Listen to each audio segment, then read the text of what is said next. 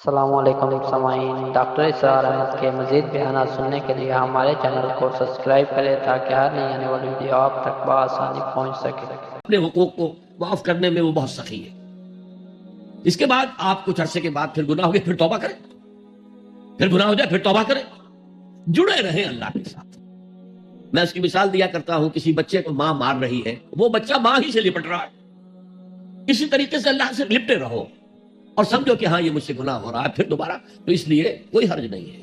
اگر آپ کی قوت ارادی کمزور ہے تو اللہ تعالیٰ جو ہے آپ کی جو بھی قوت اس نے آپ میں رکھی ہے، آپ کے جینز میں کوئی کمزوری ہے تو میں بیان کر چکا ہوں کہ جو شاکلہ انسان کا ہے، قل کل یعمل علی شاکلتہ، یہ وہ جینز کے ذریعے سے بنتا ہے اور ماحول کی وجہ سے بنتا ہے، لہذا اس کے اندر اندر ہی آپ عمل کر سکتے ہیں۔ تو اللہ تعالیٰ جانتا ہے اور ہر ایک سے وہ اس کی وسعت کے مطابق حساب لے گا، حقیقت سے، اصل جگہ سے، اصل مقام سے، اصل مرتبے سے ہٹا دے گا۔ ان الشرک لظلم عظیم، شرک فی الذات بدترین شرک ہے۔ اللہ کی ذات میں بیٹا ماننا، بیٹی ماننا، یا یہ اللہ ہی نے اس کائنات کی شکل اختیار کر لی، ہر چیز خدا ہے، فلسفوں میں یہ ہماؤس کا فلسفہ، یہ شرک فی ذات کی بدترین صورت ہے، بدترین صورت ہے۔ پھر شرک فی صفات ہے۔ بدقسمتی سے ہماری زبان میں الفاظ، صفات کے لیے جو الفاظ ہیں وہ مشترک ہیں اللہ میں اور مخلوق میں۔ اللہ موجود ہے، ہم بھی موجود ہیں۔ اللہ علیم ہے، بھی علیم ہے، عالم ہے، علامہ بھی ہے، علامہ۔ یہ جو اشتراک لفظی ہے اس سے بھی مغالطے پیدا ہو۔ اللہ کی جملہ صفات اس کی ذاتی ہے، قدیم ہے جیسے اس کی ذات قدیم ہے، اور غیر انتہائی ہے، نامحدود ہے، جبکہ مخلوقات کی ہر صفت عطائی ہے، اللہ کی دی ہوئی ہے، ذاتی نہیں ہے، محدود ہے، لامحدود نہیں ہے۔ اور جیسے اس کا وجود حادث ہے اس کی صفت بھی حادث ہے۔ یہ فرق اگر ملحوظ رہے تب تو آدمی بچ جائے گا شرک فی صفات سے، ورنہ گڑبڑ ہو جاتا ہے۔ پھر شرک فی الحقوق، اللہ کا حق ہے کہ اس کی بندگی کی جائے، اس کا حکم مانا جائے، اس کا قانون نافذ کیا جائے، اس کی حاکمیت تسلیم کی جائے۔ اس میں اگر آپ آ کر شریک ہو گئے، ہم خود حاکم ہیں، حاکمیت جمہور، سلطانی جمہور کا آتا ہے زمانہ، جو نقش کہن تم کو نظر آئے مٹا دو، شرک ہے۔ فرعون خدائی کا دعویٰ کر کے عظیم ترین شرک کا ارتکاب کر رہا تھا، نمرود نے خدائی کا دعویٰ کیا، عظیم ترین شرک کا ارتکاب کر رہا تھا۔ یہ شرک کی میں نے 3 موٹی، اس میں تفاصیل ہیں بہت۔ تو اس قال لقمان لابنہ وہو یعظہ یا بنی، اب بنیہ کو نوٹ کیجئے، اے میرے چھوٹے سے بچے، اس کا یہ مطلب نہیں ہے، یہ پیار سے ہے۔ والدین کے لیے بیٹے جوان ہو جائے تب بھی بچے ہی رہتے ہیں، وہ محبت ان سے اسی طرح کرتے ہیں جیسے چھوٹے بچوں سے کی۔ تو یہ اس میں تصغیر ہے، یا بنی، اے میرے چھوٹے سے بچے، لا تشرک باللہ، اللہ کے ساتھ شرک مت کیجو، ان الشرک لظلم عظیم، شرک بہت بڑا ظلم ہے۔ ووصینا الانسان بوالدیہ، اب حضرت لقمان کی نصیحتوں کا سلسلہ توڑ کر بیچ میں اللہ ایک وصیت خود اپنی کر رہے ہیں یا اس کا اثبات کر رہے ہیں، اور ہم نے وصیت کی ہے انسان کو اس کے والدین کے بارے میں۔ یہ بھی فطرت انسانی میں ہے، والدین کا شکر ادا کرنا، والدین کے حقوق تسلیم کرنا، ماننا، ان کی خدمت کرنا۔ بچپن میں انہوں نے انگلی پکڑ کر تمہیں چلایا تھا، اب ہو سکتا ہے بوڑھے باپ کو انگلی پکڑ کر آپ کو چلانا پڑے، تو اس کو اپنی طرح منسوخ کیا۔ کیوں؟ اگر حضرت لقمان کہتے تو اس میں ذرا جھجک والی بات تھی کہ اپنے حقوق اپنے بچے کو بتا رہے ہیں۔ اللہ نے مضمون کی تکمیل کے لیے ووصینا الانسان بوالدیہ، اس سے پہلے سورہ عنکبوت میں آیا ہے ووصینا الانسان بوالدیہ حسنا، ہم نے انسان کو وصیت کی ہے والدین کے حق میں بھلائی کی، نیک سلوک کی۔ اچھا، والدین میں سے والدہ کا معاملہ والد کے مقابلے میں بہت بڑھتا ہے۔ والد تو آپ کو معلوم ہے جو بھی ایک تعلق ہوا بیوی سے، اس کے بعد کا جو سارا معاملہ ہے وہ تو ماں کے پیٹ میں، ماں کا خون چوس کر وہ بچہ پل رہا ہے۔ حملتہ امہ وہنا علی وہن، اسے اٹھائے رکھا اس کی ماں نے کمزوری پر کمزوری جھیل کر، وفصالہ فی عامین، پھر 2 سال تک جوک کی طرح چمٹا رہا ہے اور اس کا دودھ پیتا رہا ہے، اس کی توانائی سک کرتا رہا۔ لہذا والدہ کا حق والد کے مقابلے میں ایک حدیث نبوی کی روح سے 3 گنا ہے۔ یہ بہت اہم نقطہ ہے۔ یہ ایک حدیث میں آتا ہے کہ ایک صحابی نے حضور سے پوچھا، حضور میرے حسن سلوک کا اولین مستحق کون ہے؟ فرمایا تیری ماں. کہا ان کے بعد؟ فرمایا تیری ماں. تیسری مرتبہ پوچھا ان کے بعد؟ تیری ماں. چوتھی مرتبہ پوچھا تو کہا تیرا باپ. گویا کہ والدہ کا حق، اس کی خدمت، اس کے ساتھ نرمی، کہیں اس کے دل کو ٹھیس نہ پہنچا دینا. اس لیے کہ بڑا سخت قسم کا نفسیاتی معاملہ ہوتا ہے. آپ کو معلوم ہے جب بچے تھے ہم تو اپنے والدین کی محبت کا مرکز تھے. ان کی ساری محبت ہم پر مرکوز تھی. ہم بھی ان کی شفقت کو مانتے تھے، محبت کرتے تھے. ہماری شادی ہو گئی، اولاد ہو گئی تو ہمارا ایک نیا مرکز محبت وجود میں آ گیا. بیوی سے محبت ہے، اولاد سے محبت ہے. اب بوڑھے والدین کے اندر پیاس پیدا ہوئی محبت کی. یہی ہمارے ہاں ساس بہو کا جھگڑا جو ہے اس کی اصل بنیاد نفسیاتی یہ ہے کہ ان کے دلوں میں پیاس ہوتی ہے. اب اگر ان کی دلجوئی کی جائے، ان کو وقت دیا جائے، ان کے پاس بیٹھا جائے، ان کی باتیں سنی جائیں، تب تو ان کو کچھ نہ کچھ جو ہے تسکین ہوتی ہے. ورنہ ایک بڑا احساس محرومی شدید پیدا ہو جاتا ہے. واقعی یہی وجہ ہے کہ صرف دو چیزیں ہیں جن کا محض دیکھنا تعظیم اور محبت کے ساتھ موجب ثواب ہے، عبادت ہے. خانہ کعبہ کو محض دیکھنا عبادت ہے، بیٹھ کر تعظیماً دیکھتے رہو، طواف بھی نہیں کر رہے، دیکھنا بھی عبادت. اور بوڑھے والدین کو محبت بھری نگاہ سے دیکھنا عبادت. اب یہاں دیکھیے اللہ تعالیٰ کو جیسے کہ کئی کسی جگہ پر فرمایا کہ ان اللہ لا یستحی من الحق، سورہ احزاب میں ہے کہ تمہارا طرز عمل نبی کے لیے تکلیف دہ تھا لیکن نبی حیا کی وجہ سے تم سے کچھ کہہ نہیں سکتے. تو اللہ کو تو کوئی حیا جو ہے کسی حقیقت کو روک لینے پر آمادہ نہیں کر سکتی. تو یہاں اللہ صاحب فرمایا اشکر لی ولی والدین، پہلا شکر میرا ہے، خالق میں ہوں. والدین کے دل میں شفقت میں نے ڈالی ہے، مقدم شکر میرا ہوگا. بھلے والدین، مخلوق میں سب سے زیادہ شکر والدین کے. اور یہ قرآن میں 5 جگہ آیا. وَقَضَىٰ رَبُّكَ أَلَّا تَعْبُدُوا إِلَّا إِيَّاهُ وَبِالْوَالِدَيْنِ إِحْسَانًا، سورہ بنی اسرائیل، سورہ بقرہ میں ہے، سورہ نساء میں ہے. ان اشکر لی وَلِوَالِدَيْكَ إِلَيَّ الْمَصِيرُ، لوٹنا تو میری طرف ہے، میں حساب لے لوں گا کہ تم نے میرا بھی شکر ادا کیا تھا یا نہیں، اور اپنے والدین کا بھی شکر ادا کیا تھا یا نہیں. اب دیکھیے 2 چیزیں آئی، ایک شکر اللہ کا اور اس کا تقاضا شرک نہ ہو، ایک شکر والدین کا. اگر یہ دونوں چیزیں ٹکرا جائیں، اس کا منطقی ربط ہے قرآن مجید کی آیت. والدین حکم دے رہے شرک کرو، کیا کریں؟ آپ کے علم میں ہوگا حضرت سعد بن ابی وقاص رضی اللہ تعالی عنہ 10 مبشرہ میں نوجوان تھے، ایز اے ٹین ایجر ایمان لائے ہیں حضور. باپ کو فوت ہوئے عرصہ ہو گیا تھا، ماں نے بڑی محبت سے، مال بہت چھوڑ گیا تھا باپ، ناز و نام میں پالا. اب سعد ایمان لے آئے حضور پر. والدہ نے کہا تم نے اپنے باپ کے دین کو چھوڑ دیا، میں جان دے دوں گی اگر تم اس سے واپس نہ آئے اور اپنے مشرکانہ عقائد کو تم نے دوبارہ اختیار نہ کیا. مگر برطرف کیا. اب کیا بیت رہی ہوگی، کس قدر سلیم الفطرت نوجوان تھا سعد، جو نوجوانی میں حضور پر ایمان لایا. لیکن فطرت کے اندر جو چیز مضمر تھی، والدین کا ادب، اللہ جسے اپنی طرف منسوب کر رہا ہے وہ فطرت ہے. اب یہ ٹکرا رہے ہیں، کیا کریں؟ آیت نازل ہوئی، اور یہ آیت سورہ عنکبوت میں بھی ہے، جیسا کہ میں نے بیان کیا کہ نہیں، یہاں اگر وہ تمہیں مجبور کرے، جاہداکا کا لفظ بھی یہاں پہ نوٹ کیجئے، اگر تم سے جہاد کرے، یہ جہاد صرف مسلمان نہیں کرتا، جہاد تو کافر بھی کرتا ہے، مشرک بھی کرتا ہے، لیکن جہاد ہے، مجبور کر رہے ہیں، پریس کر رہے ہیں کہ اپنے آبائی دین میں واپس آئے. مصعب بن عمیر کو برہنہ مادرزاد کر کے چچا نے نکال دیا. نہایت ناز و نام میں پلا ہوا نوجوان. نہرو جی کے بارے میں کہا جاتا ہے ان کے کپڑے پیرس سے سل کر آتے تھے، ان کا 200 درہم کا جوڑا شام سے تیار ہو کر آتا تھا. باپ اتنی دولت چھوڑ گیا، اور جہاں سے مصعب گزر جاتا تھا خوشبو اتنی رچی بسی ہوتی تھی ان کے لباس میں کہ پوری گلی، پورا بازار مہک جاتا. لوگ ہاں مصعب جا. جب ایمان لے آئے، چچا نے کہا دیکھو یہ ساری دولت تمہارے مشرک باپ کی ہے، اب نکل جاؤ گھر سے، تمہارا کوئی حق نہیں ہے. اٹھ کر چلنے لگے تو یہ کپڑے جو تمہارے جسم پر ہیں وہ بھی اسی مشرک باپ کے. مادرزاد برہنہ ہو کر ماں کے پاس آئے، انہوں نے آنکھوں پر ہاتھ رکھے. اس کیا ہوا ہے؟ کہا ماں میں موحد ہو گیا. یہ ہے توحید. موحد اپنے آپ کو سمجھنا کچھ اور ہے. زندہ قوت تھی زمانے میں یہ توحید کا بھی، اور اب کیا ہے؟ فقط ایک مسئلہ ہے علم کلام. وَإِن جَاهَدَاكَ عَلَىٰ أَن تُشْرِكَ بِي مَا لَيْسَ لَكَ بِهِ عِلْمٌ فَلَا تُطِعْهُمَا.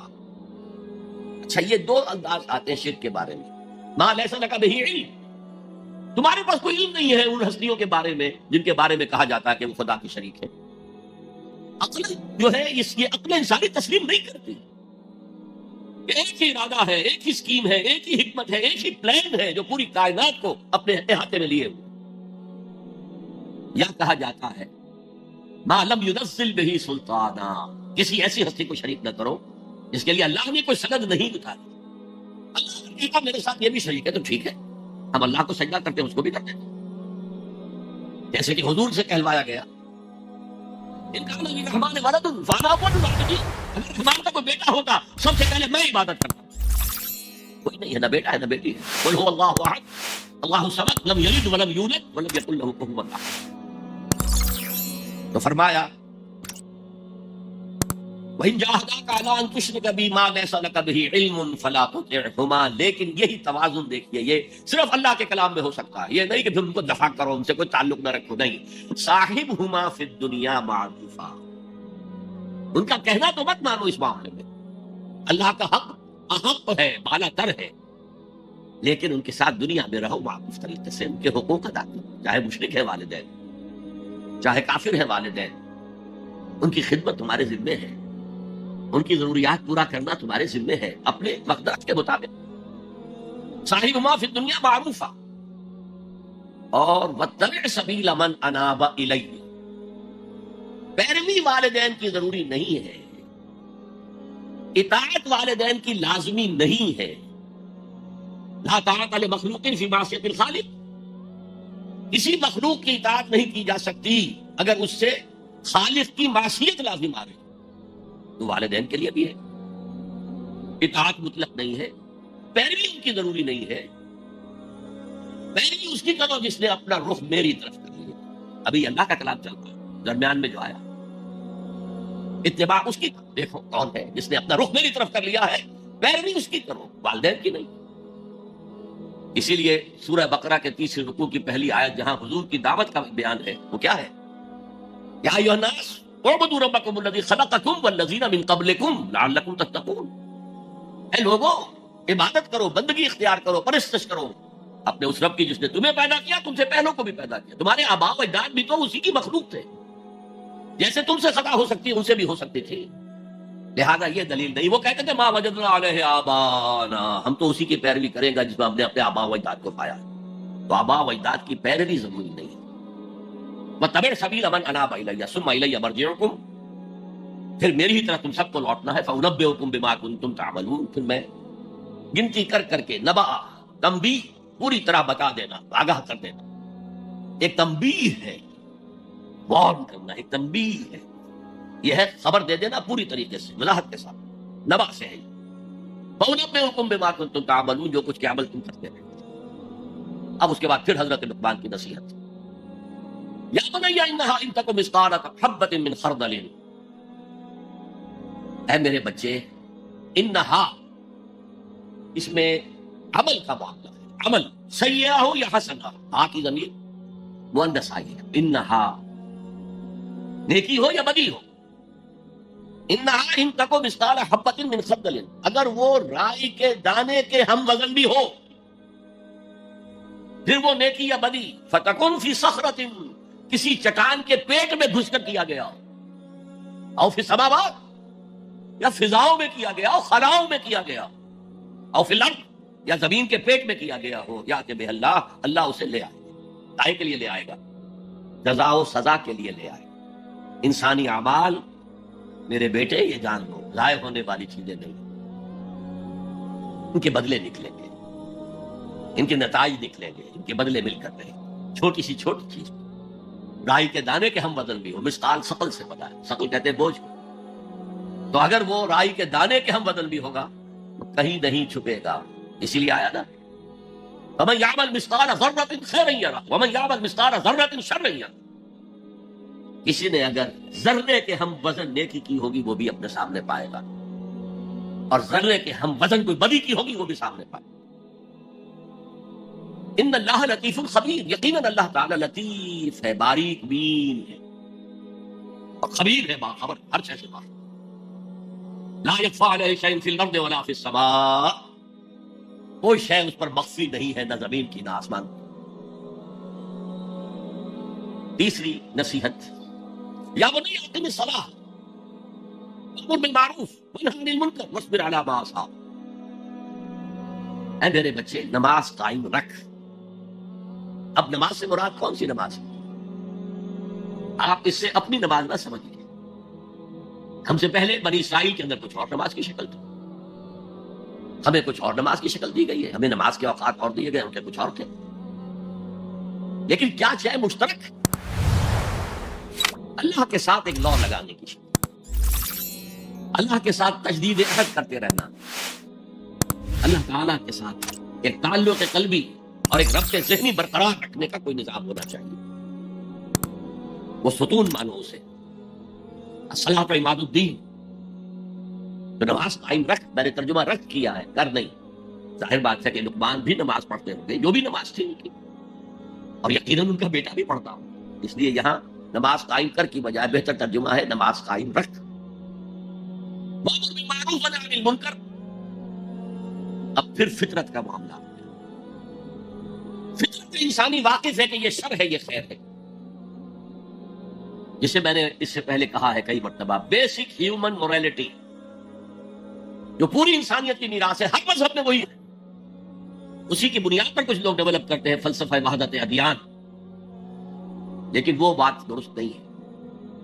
البتہ یہ کہ جہاں تک بنیادی اخلاقی تعلیمات ہیں وہ مشترک ہیں، وہ انسانوں کی مشترک میراث ہے، جھوٹ مت بولو، سچ بولو، وعدہ خلافی نہ کرو، وعدہ پورا کرو، راہ میں کوئی بھٹک رہا ہو تو راستہ دکھاؤ، کوئی اندھا ہے تو انگلی پکڑ کر اسے سڑک پار کرا دو، یہ فطرت انسانی۔ اس پہلو سے معروف کا لفظ آیا، نیکی کا لفظ نہیں آیا یہاں، جانی پہچانی شے، اذا ساعت کا سیئتک وحرت کا حسنتک فانت مومن، اگر تمہیں کوئی نیکی کا کام کر کے مسرت حاصل ہو، دل میں انشراح، یا اللہ نے مجھے توفیق دی، اور کوئی برا کام کر کے برا لگے، یہ میں نے کیا کر دیا، نہیں کرنا چاہیے تھا، تو تم مومن، تو معروف شے ہے، جانی پہچانی چیز ہے نیکی، اور منکر ہے، فطرت انسانی اباحت کرتی ہے برائی سے۔ یہ الگ بات ہے کہ انسان جو ہے اپنی فطرت کے خلاف چلتا ہے، اپنے مفادات کو دیکھتا ہے، دنیا پرستی میں غرق ہو گیا کہ اندر سے اس کا ضمیر کانشنس اسے ملامت کرتا ہے، تو غلط کام ہے۔ پھر آئے دن میں ہم دیکھ سکیں وہ اپنے آپ کو سیٹسفائی کرنے کے لیے کہتا ہے میں فلاں فلاں نیکی کا کام بھی تو کر رہا ہوں، تو اتنا مضطرب کیوں ہے؟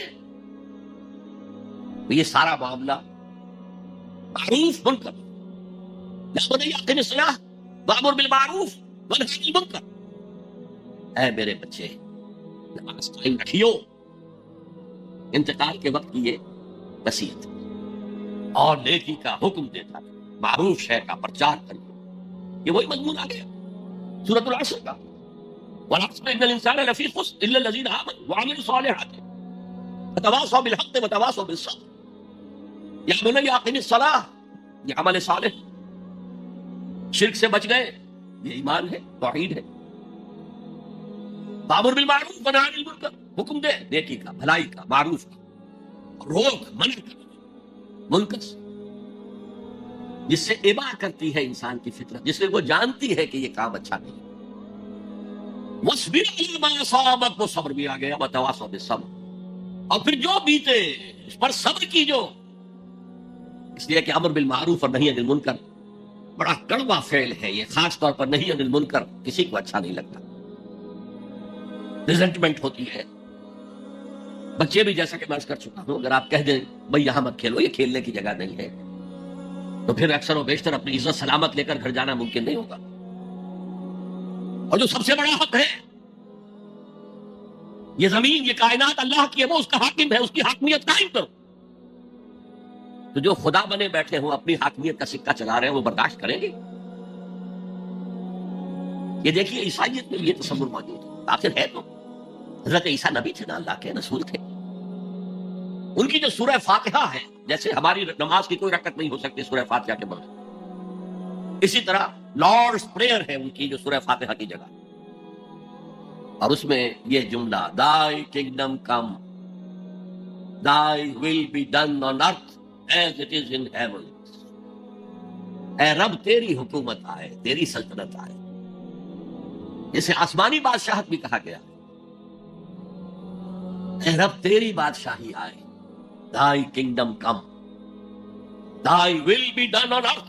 تیری مرضی زمین پر بھی اسی طرح پوری ہو as it is in heavens، جیسے آسمانوں میں پوری ہو گئی۔ پوری کائنات تو تیرے حکم کے آگے سر بسجود ہے، دنیا میں تیرے خلاف بغاوت ہو گئی، اے رب تیری حکومت یہاں بھی قائم ہو جائے، یہاں بھی تیری مرضی کے مطابق معاملات ہیں۔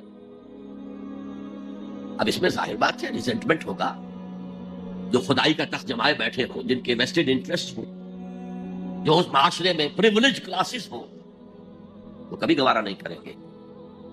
تو یہ معمولی سی ریزنٹمنٹ کے ساتھ ساتھ بڑے سے بڑے ٹارچرز آئیں گے، سزائیں دی جائیں گی، مارا جائے گا، قتل کیا جائے گا، جیلوں میں بھرا جائے گا، لیکن فرمایا وَاصْبِرْ عَلَىٰ مَا أَصَابَكَ، جو بھی پڑے تم پر پھر جھیلو اور برداشت کرو۔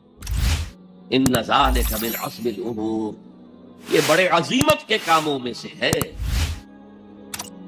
بڑے عزم اور ہمت کی ضرورت ہے، اس میں بڑی قوی قوت ارادی کی ضرورت ہے، بہت پختہ ڈٹرمینیشن کی ضرورت ہے، یہ معمولی باتیں نہیں ہیں۔ یا بنی اقم الصلاۃ وامر بالمعروف وانہی عن المنکر واصبر علی ما اصابک ان ذلک من عزم الامور۔ اب اس کے بعد دو چیزیں عام اخلاقیات میں سے، ولا تصعر خدک للناس،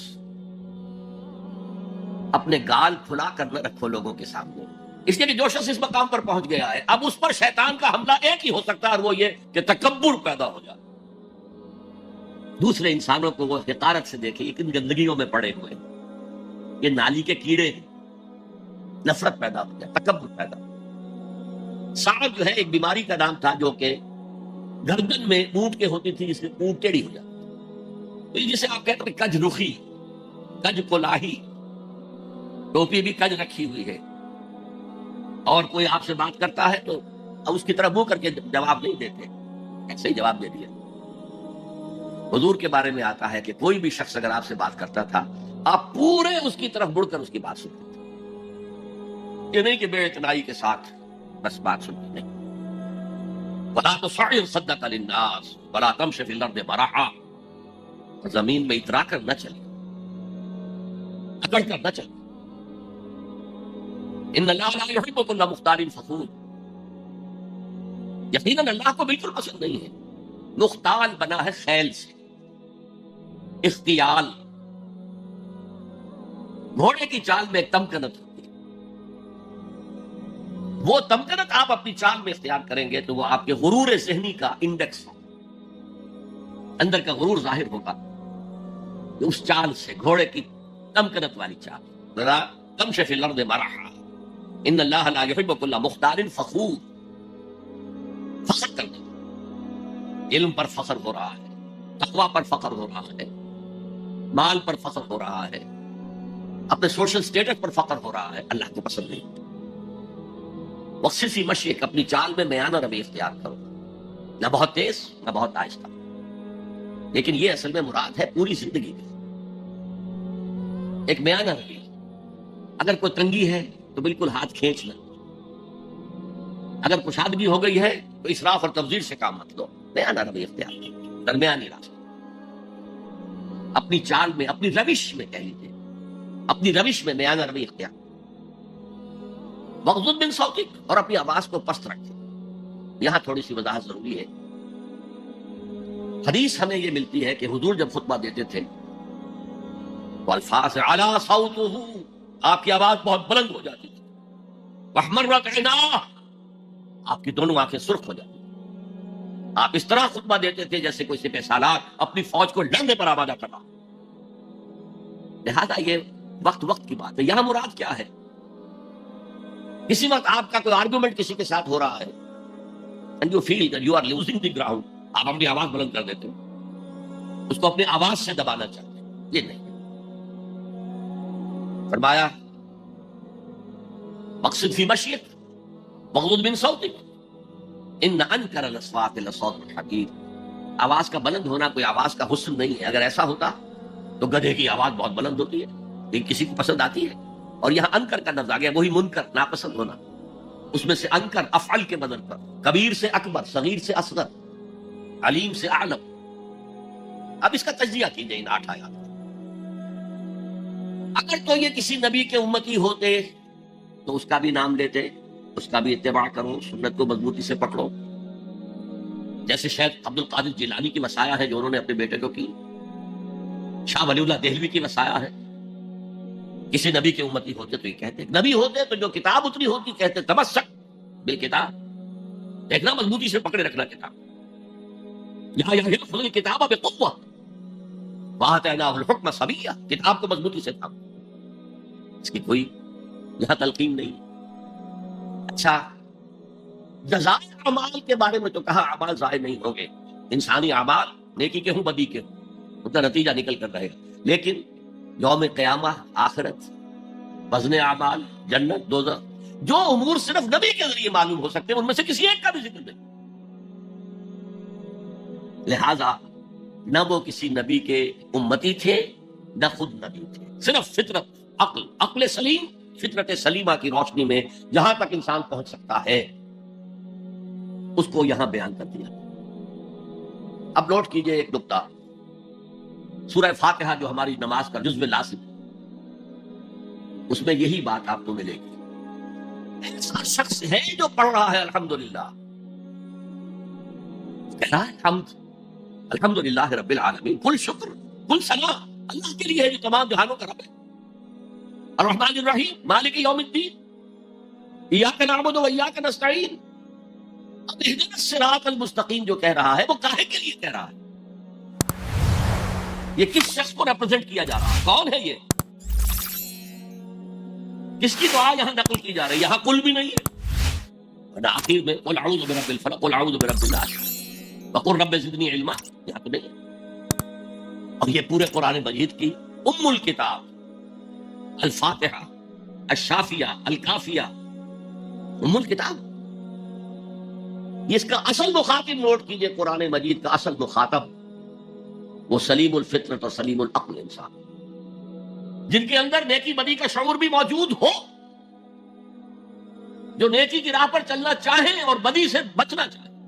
وہ جو یہاں آیا پھر وہ اللہ سے عہد کر کے اللہ تیری ہی بندگی کریں گے، پرستش کریں گے. تیرا شکر کا حق یہی ہے کہ تیری بندگی کریں، تیرا ہر حکم مانیں. البتہ یہ کام بہت مشکل ہے، زندگی کے ہر معاملے میں تیرا حکم ماننا آسان نہیں، لہذا تجھ ہی سے مدد چاہتے ہیں. ایاک نعبد و ایاک نستعین، جیسے کہ حضور ہر نماز کے بعد دعا جو مانگتے تھے ان میں سے اللہم اعنی علی ذکرک و شکرک و حسن عبادتک، اے اللہ میری مدد فرما جب میں تیرا ذکر کر سکوں، تیرا شکر ادا کر سکوں، کما حقک، جیسا کہ تیرا حق ہے، اور حسن عبادت کا حق ادا کر سکوں. اب وہ ہدایت جو مانگی جا رہی ہے وہ انفرادی بھی معاملات ایسے ہوتے ہیں کہ جن میں انسان گھبرا جاتا ہے کہ یہ نیکی ہے یا بدی ہے. حضور نے فرمایا الحلال بین الحرام بین وبینہما مشتبہات. یہ جو درمیان میں آدمی ختم ہو جاتا ہے ٹھٹک کر، اور پھر سب سے بڑھ کر نظام اجتماعی، اس تک عقل رہنمائی نہیں کر سکتی. عقل انسانی مجبور ہے کہ گھٹنے ٹیک کر اللہ سے دعا کرے اہدنا الصراط المستقیم. یہ 3 ڈائمنشنز ہیں عورت اور مرد کے درمیان توازن، حقوق اور فرائض کا، سرمایہ اور محنت کے درمیان توازن، اور جو بھی حکام وقت ہوں اور عوام ان کے درمیان توازن، یہ انسان کے لیے ممکن نہیں. یہ انسان مجبور محض ہے کہ ہاتھ جوڑ کر دعا کرے. اور دیکھیے اسی کا ثبوت کیا ہے، جب اس اہدنا الصراط المستقیم کا جواب شروع ہوا ہے، یہ تو سوال تھا سائل بن کر ہم نے کہا، اور اب سورہ بقرہ سے جواب شروع ہو رہا ہے. دیکھو یہ ہدایت کی کتاب ہم تمہیں دے رہے ہیں، الف لام میم ذالک الکتاب لا ریب فیہ ھدی للمتقین.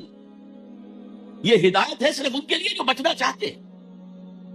جسے کانٹ نے کہا ہے مورل لا ود ان، اس نے کہا کہ وجود ہستی کے 2 دلیلیں ہیں سب سے بڑی، the starry heavens above and the moral law within. ہمارے اندر مورل لا ہے، یہ اچھا ہے یہ برا ہے، یہ خیر ہے یہ شر ہے، یہ مورل لا ہے. جن کا یہ مورل لا فطرت کی صحت و سلامتی کی بنیاد پر برقرار ہے، جو تمیز کرتے ہیں بھلائی اور برائی میں، ان کے لیے ہدایت ہے۔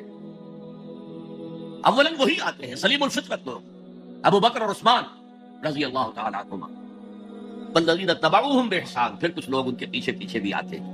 ایک نمونہ دیکھ لیا، کچھ لوگ بڑھ رہے ہیں، یہ دوسرے درجے کے لوگ ہیں۔ قرآن مجید میں درجہ بندی بیان کی گئی ہے، السابقون الاولون من المہاجرین والانصار والذین اتبعوہم بإحسان رضی اللہ عنہم ورضوا عنہ۔ تو یہ سابقون الاولون جو ہیں، وہ سلیم الفطرت، وہ سلیم العقل انسان ہیں، جو ان چیزوں تک پہنچ چکے ہیں، البتہ ابھی یقین کی دولت جو ہے حاصل نہیں ہوئی۔ اور یہی نقشہ کھینچا گیا ہے حضور کا، وَوَجَدَكَ ضَالًّا فَهَدَىٰ۔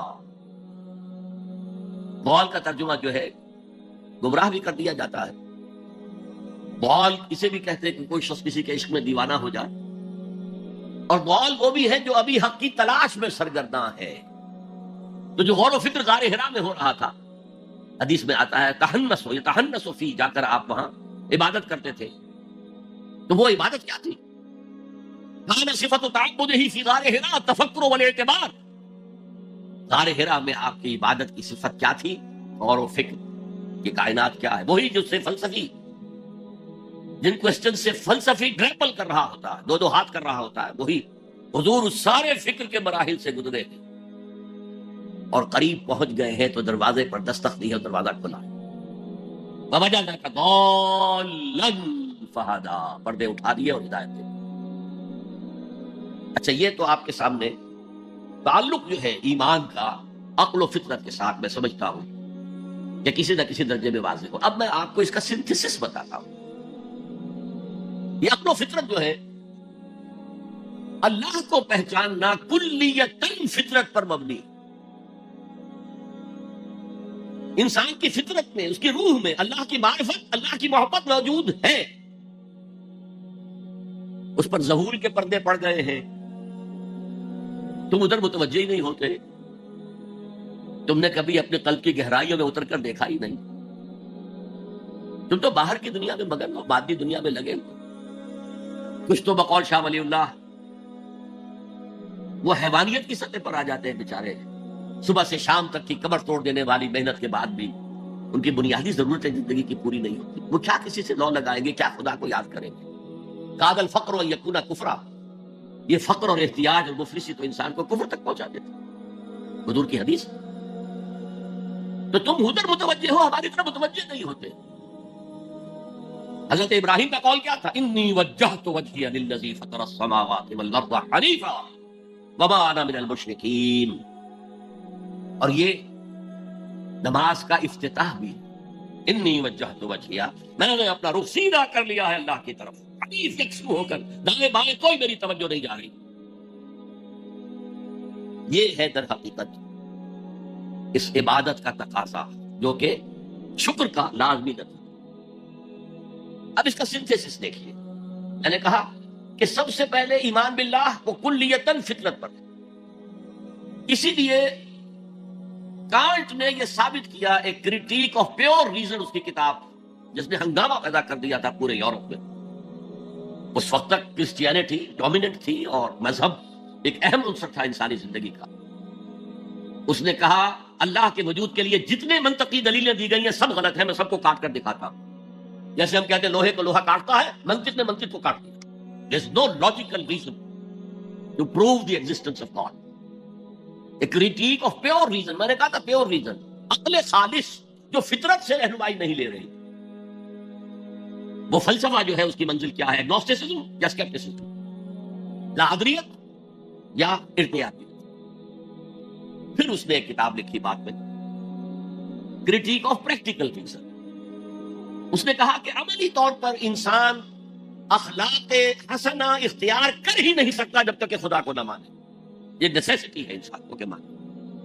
علامہ اقبال نے اس کو تسلیم کیا ہے کانٹ کے اس دعوے میں۔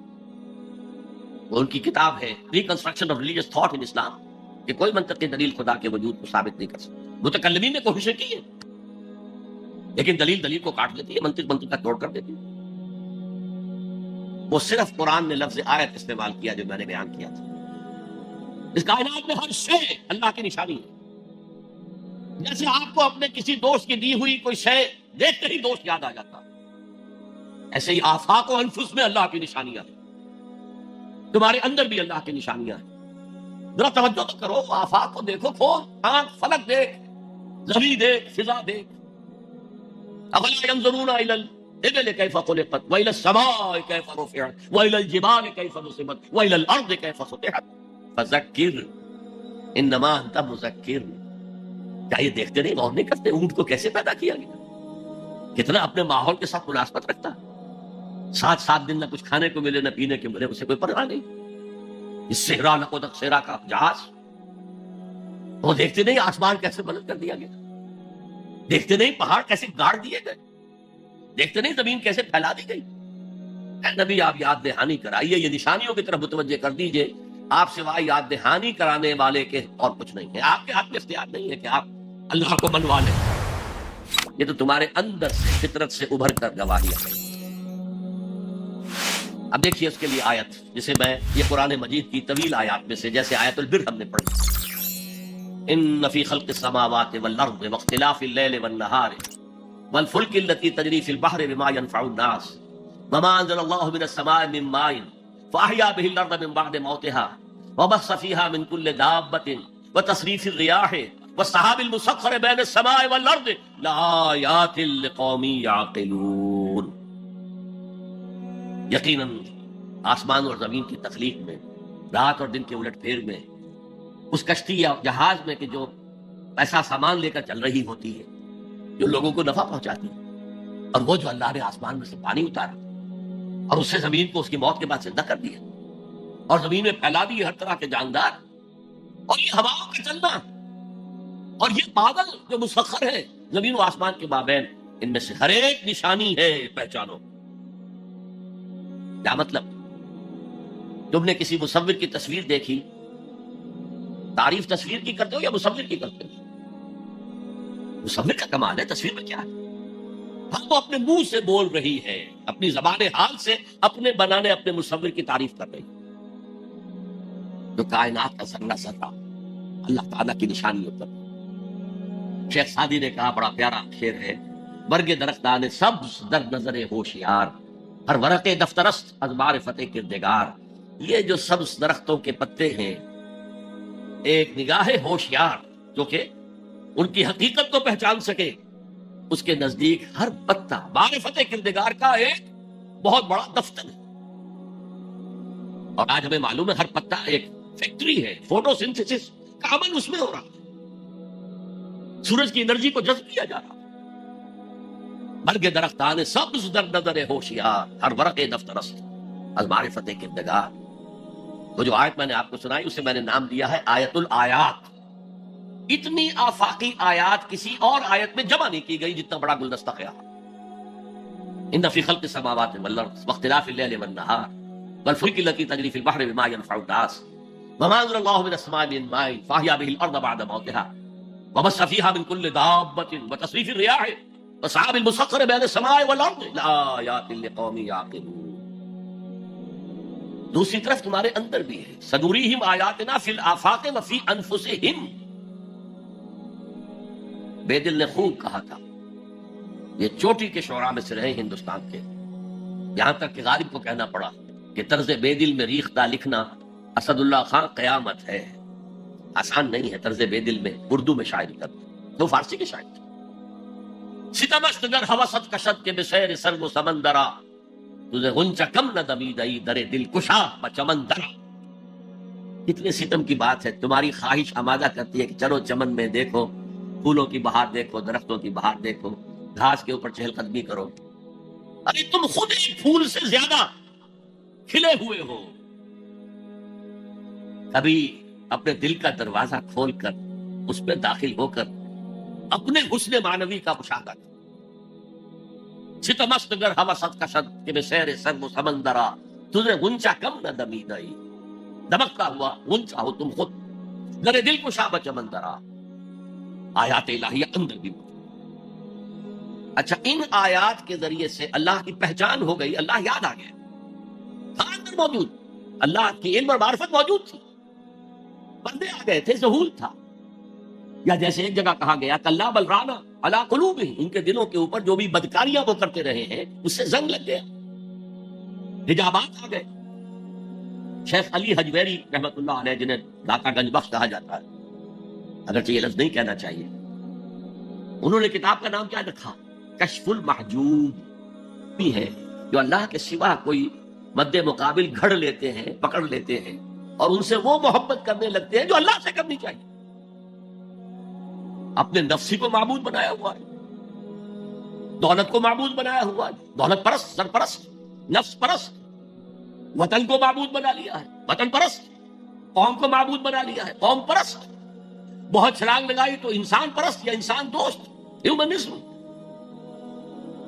اور اس کو پوج رہے ہیں، اس کے لیے بھاگ دوڑ کر رہے ہیں. وَمِنَ النَّاسِ مَن يَتَّخِذُ مِن دُونِ اللَّهِ أَندَادًا يُحِبُّونَهُم كَحُبِّ اللَّهِ وَالَّذِينَ آمَنُوا أَشَدُّ حُبًّا لِلَّهِ. جو اللہ کو مان لیتے ہیں اور پہچان لیتے ہیں، ان کی شدید ترین محبت اللہ کے ساتھ. یہ پہلا ہے ایمانیات کے ضمن میں، فطرت کی بنیاد پر اللہ کا پہچان. عقل کی بنیاد پر پہچاننا، وہ ہر شے پر قادر ہے، ہر شے کا جاننے والا ہے، اس کی حکمت کامل ہے. اس کائنات کو دیکھو اور پہچانو، اس کی قوت میں کہیں کوئی کمی نظر آتی ہے، اس کی حکمت میں کوئی کمی نظر آتی ہے؟ کوئی شے تم کر سکتے ہو پوائنٹ آؤٹ کہ یہ کام یوں نہ ہوتا، یوں ہوتا تو بہتر ہوتا؟ یہ عقل پھر پہچانتی ہے. لیکن اس کی ایگزسٹنس کے لیے یہ صرف ہماری اندرونی شہادت ہے. اب آگے چلیے، اس سے اگلا قدم ہے ایمان بالآخرہ. عجیب بات ہے یہ جو میں نے آیت الآیات آپ کو سنائی، یہ سورہ بقرہ کے 20ویں رکوع کی پہلی آیت ہے. دوسری آیت وہ ہے وَمِنَ النَّاسِ مَن يَتَّخِذُ مِن دُونِ اللَّهِ أَندَادًا يُحِبُّونَهُم كَحُبِّ اللَّهِ وَالَّذِينَ آمَنُوا أَشَدُّ حُبًّا لِلَّهِ. سورہ آل عمران سورہ بقرہ کا جوڑا ہے، اس کے بھی 20ویں رکوع کی آیت یہی ہے، لیکن مختصر. طویل تو آ چکی ہے بات وہاں، اب یہاں وہ مختصر. ان فی خلق السماوات والارض واختلاف اللیل والنہار لآیات لأولی الالباب. یقیناً آسمان اور زمین کی تخلیق میں اور رات اور دن کے الٹ پھیر میں نشانیاں ہیں اولو الالباب، عقل مندوں کے لیے. لب کہتے ہیں کسی چیز کا اصل مغز، لب لباب. ہماری پوری گفتگو کا لب لباب ہے. تو انسان کے لیے عقل سب سے بڑی شے ہے. ہمارے حیوانی وجود کی سب سے اونچی شے کیا ہے؟ عقل. تو وہاں کہا تھا لآیات لقوم یعقلون، یہاں کہا لآیات لأولی الالباب. they are equal. القرآن یفسر بعضہ بعضا. اگلی آیت دیکھیے، اگلا قدم. اللہ کو پہچاننے کے بعد اس کو یاد رکھو، مستحضر رکھو، اور حقیقت زندگی، حقیقت انسان، اس کی الجھی ہوئی ڈور کو سلجھانے کی کوشش کرو. مزید تفکر کرو، غور کرو آسمانوں اور زمین کی تخلیق. الذین یذکرون اللہ قیاما وقعودا وعلی جنوبہم ویتفکرون فی خلق السماوات والارض ربنا ما خلقت ھذا باطلا. یہ عقل ہے. وہ لوگ جو اللہ کو یاد رکھتے ہیں، بیٹھے ہوئے بھی، کھڑے ہوئے بھی، لیٹے ہوئے بھی، ہر حال. اسی کو کہتے ہیں ذکر کثیر. واذکروا اللہ کثیرا لعلکم تفلحون. اللہ ذہن میں رہے، موجود رہے. مزید اس گتھی کو سلجھاؤ، کیونکہ ڈور کا سرا ہاتھ میں آ گیا. الجھی ہوئی ڈور کا سرا ہاتھ میں نہ آئے تو وہ سلجھے گی نہیں. ایک سرا ہاتھ میں آ گیا تو اب آپ اس کو سلجھا لیں گے. وہ پہلا سرا ہاتھ میں آ گیا، اللہ. اب اس اللہ کو ذہن میں مستحضر رکھتے ہوئے یتفکرون فی خلق السماوات والارض، آسمانوں اور زمین کی تخلیق میں وہ تفکر کرتے ہیں، غور کرتے ہیں، اور سوچ بچار کرتے ہیں، گہرائی میں اترتے ہیں. تو ایک حقیقت ان پر منکشف ہوتی ہے، ربنا ما خلقت ھذا باطلا سبحانک فقنا عذاب النار. اے اللہ، تو نے یہ سب کچھ بیکار اور بے مقصد پیدا نہیں کیا. ہر شے میں حکمت ہے، ہر شے با مقصد ہے. سبحانک، تو پاک ہے اس سے کہ کوئی بے مقصد شے پیدا کرے، کہ کوئی بے مقصد کام کرے. بے مقصد کام کرنے والوں کو آپ کہیں گے پاگل ہے. ربنا ما خلقت ھذا باطلا. ایک اور جگہ آیا ہے عبث. تو نے یہ عبث پیدا نہیں کیا، بیکار پیدا نہیں کیا، بے مقصد پیدا نہیں کیا. ہر شے نتیجہ خیز ہے، ہر شے کے نتائج نکلتے ہیں. گھاس کا تنکا بھی بغیر حکمت کے نہیں ہے. تو آپ غور کریں اس کائنات میں اس کا رول کیا ہے, گھاس کے تنکے کا بھی رول. سبحانک فقنا عذاب, اس سے ان کا ذہن منتقل ہوتا ہے آخرت کی طرف اور آخرت کے عذاب کی طرف. کیوں, کیسے؟ اب یہاں فطرت اور عقل کا پھر امتزاج آپ دیکھیں. عقل نے فیصلہ کیا یہاں کوئی شے بے مقصد نہیں, نتیجہ خیز ہے. فطرت کہتی ہے نیکی نیکی ہے, بدی بدی ہے, اور ہونا تو یہ چاہیے کہ نیکی کا صلہ نیک ملے, اچھا ملے, بدی کا صلہ برا ملے. عقل کہتی ہے. لیکن دنیا میں ہم دیکھتے ہیں کہ نیکوکار حلال کھانے والے بمشکل سوکھی روٹی کھا سکتے ہیں. استثناءات ہیں لیکن عام معاملہ تو یہی. حرام خور, دھوکہ دینے والے, سودی کاروبار کرنے والے, ہیروئن کا کاروبار کرنے والے, منشیات کا کاروبار کرنے والے, انسان کے صفری جنسی جذبات کو بھڑکا کر آمدنی حاصل کرنے والے وہ عیش کر رہے ہیں. اصول تو یہ ہے کہ گندم از گندم پہ رویت, جو سے جو. گندم سے گندم اگنی چاہیے, جو سے جو اگنا چاہیے. یہ کیا ہو رہا ہے؟ نیکوکاروں کو کیا ملا؟ نسل انسانی کا سب سے بڑا نیک انسان محمد صلی اللہ علیہ وسلم, اور کئی کئی وقت کے فاقے آتے تھے. ان کی نیکی کا کوئی صلہ دیا جا سکتا ہے دنیا میں سوائے اس کے کہ ان پر درود پڑھیں. اللہم صلی علی عبدک و نبیک و رسولک و خلیلک محمد مبارک وسلم, درود پڑھیں. اور بدترین انسانوں کو آپ کیا سزا دے سکتے ہیں؟ ہٹلر نے اگر خودکشی نہ کی ہوتی تو آپ اگر فورسپ سے لے کر اس کا ایک ایک رواں نکالتے اور اس کے مسلز کا بھی ایک ایک جو ہے علیحدہ کر دیتے تو کیا اس کے جرائم کی سزا ہو جاتی؟ کروڑوں انسان قتل ہوئے, لاکھوں نہیں. پورا یورپ برباد ہوا ہے, تباہ. خود اس کا ملک جو ہے وہ سب سے زیادہ تباہی کا جو ہے وہ نشانہ بنا. تو دنیا میں ہم نے جزا و سزا کا کچھ نظام قائم کیا ہے, لیکن یہاں نہ جزا اتنی دی جا سکتی ہے جتنا کہ کوئی شخص مستحق ہے. اس نے پوری زندگی اسی میں لگائی کہ خیر کا پرچار کیا اور بدی سے روکا لوگوں. یہی اپنا وقت صلاحیت وہ پیسہ کمانے میں خرچ کر سکتا تھا, اس نے لگا دیا اپنے آپ. کون اسے صلہ دے گا یہاں؟ اور کیا صلہ ہوگا اس کو؟ اور جن لوگوں نے لوگوں کو گمراہ کیا, شیطان کے چیلے بن گئے, ہزاروں لاکھوں انسانوں کو گمراہی کی طرف دھکیل دیا, ان کو یہاں کیا صلاح دیا سکتا؟ لہذا ثابت ہوا یہ دنیا نامکمل ہے. ایک دنیا, ایک عالم اور ہونا چاہیے, اور وہ ابدی ہونا چاہیے تاکہ پوری پوری بھرپور سزا ملے اور پورا پورا بھرپور اجر دیا جا سکے. یہ ہے منطق اور عقل کا تقاضا. خیر و شر یہ فطرت ہے, فطرت. خیر خیر ہے, شر شر. آج کل کی دنیا میں تو کہہ دیا جاتا ہے nothing is good or bad, only thinking makes it so. نہیں, نیکی نیکی ہے, بدی بدی ہے, اور انسان فطری طور پر جانتا ہے یہ نیکی ہے, یہ بدی. یہ مورل لا ہے, میں نے کانٹ کا حوالہ دیا, دی مورل لا ود ان, ہمارے اندر ہے. اس کا تقاضا یہ ہے کہ نیکوکاروں کو ان کی نیکی کی جزا ملے, بدکاروں کو ان کی بدی کی سزا ملے. وہ یہاں پورا نہیں ہوتا. اول تو مجرم پکڑے ہی نہیں جاتے, پھر رشوتوں کے دھندے ہیں چھوٹ جاتے ہیں, ججوں کو خرید لیا جا سکتا ہے. بڑا جو ماہر وکیل ہے وہ جتنے گواہ کھڑے ہیں اس مجرم کے خلاف ان سب کو کاٹ دیتا ہے جرح کر کے. فرض کیجئے یہ سارے مرحلے طے کر لیے. میں نے مثال دی تھی, ایک بوڑھا آدمی ہے جس نے جوان کو قتل کر دیا. آج کل کیا ہوتا ہے کہ انگلی کی حرکت ہی ہے نا, پسٹل سے شوٹ کر دیا. اب آپ نے فرض کیجئے سارے مراحل طے کر کے اسے پھانسی کی سزا دے دی, تو کیا سزا بنی اس کی؟ وہ زندگی گزار چکا, کھا پی چکا, اپنے بچوں کو پال پوس چکا, وہ بچے اپنی اپنی جگہ پر ہیں, اس کی بیوی بھی یا بوڑھی ہے یا مر چکی ہے. اب اس نوجوان کا جوان بیوی جو ہے وہ بیوہ ہوئی, چھوٹے چھوٹے بچے یتیم, اور یہ بچے اب باپ کی شفقت اور باپ کی نگرانی سے سر پر سایہ نہیں رہا ہے باپ کا, اور ان کے آوارہ ہونے کا امکان بہت شدید ہے. وہ آوارہ ہوں گے تو کہاں کہاں تک ان کی آوارگی معاشرے کے اندر گندگی پھیلائے گی. انسان کے اعمال ایک وہ ہے جو اپنی زندگی میں آگے بھیجتا ہے. میرے اور آپ کے اعمال جمع ہو رہے ہیں, کریڈٹ اور ڈیبٹ ہو رہا ہے, وہاں حساب کتاب ہو رہا ہے. ایک وہ اعمال کے اثرات ہیں جو پیچھے چھوڑ کر جاتے ہیں, بما قدم واخر,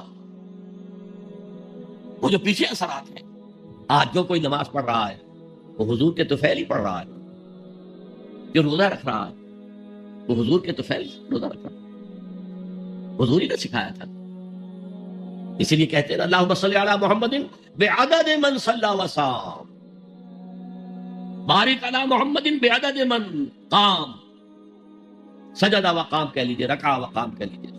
اے اللہ محمد پر درود بھیج ان سب کی تعداد کے حساب سے جو نماز پڑھ رہے ہیں، روزہ رکھ رہے ہیں، اس لیے کہ وہ محنتیں مشقتیں 23 برس کی تھیں جن کا یہ نتیجہ نکل رہا ہے.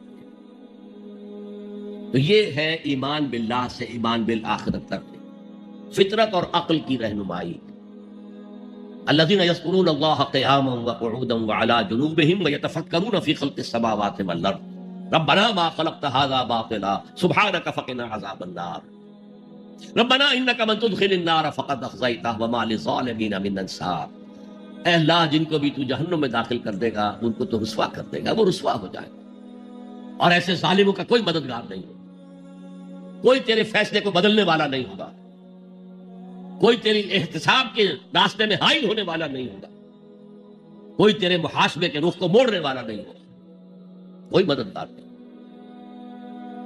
اب غور کیجئے، جو شخص یہاں پہنچ گیا ہے عقل اور فطرت کی رہنمائی میں، اس کے کان میں آواز آئی کوئی اللہ کا بندہ ہے جو کہہ رہا ہے ایمان لاؤ اپنے رب پر، والہانہ رجوع کرے گا کہ نہیں.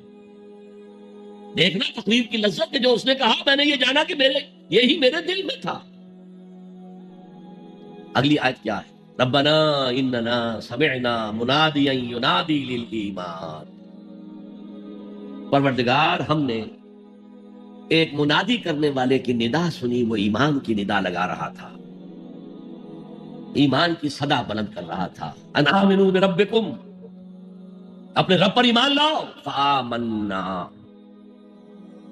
یہاں میں تھوڑا سا آپ کو بتا دوں کہ ایمان کے لفظی معنی کیا ہے اور ایمان کے اصطلاحی معنی کیا ہے. ایمان بنا ہے امن سے، امن یا امنو، اس کے معنی خود امن میں ہونا. آمنن یہ اس کا اسم فاعل ہے جو امن میں ہے. آمن یؤمنو یہ فعل متعدی ہے، کسی کو امن دینا،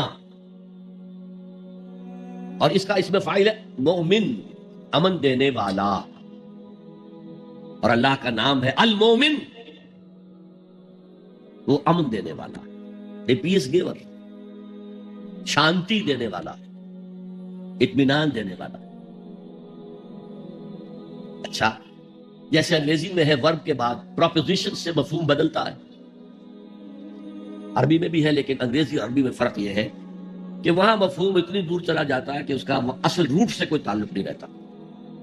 یہاں یہ نہیں ہے، یہاں درخت کی برانچنگ ہو جائے گی، شاخیں ہوں گی، لیکن جڑ سے جو اصل سے حرفی روٹ ہے، جو مادہ ہے امن، اس سے تعلق منقطع نہیں ہے. انگریزی میں ٹو گیو کے معنی کچھ اور ہے، ٹو گیو اپ، وہ تعلق ہے گیو اپ اور گیو میں. ٹو گیو ان کوئی تعلق ہے گیو میں اور گیو ان میں. مفہوم بدل گیا کہ نہیں؟ تو گیو اپ کسی چیز کو دے دینا، چھوڑ دینا، دفع کرنا، کوئی جد و جہد کی ترک کرنا، گیو اپ.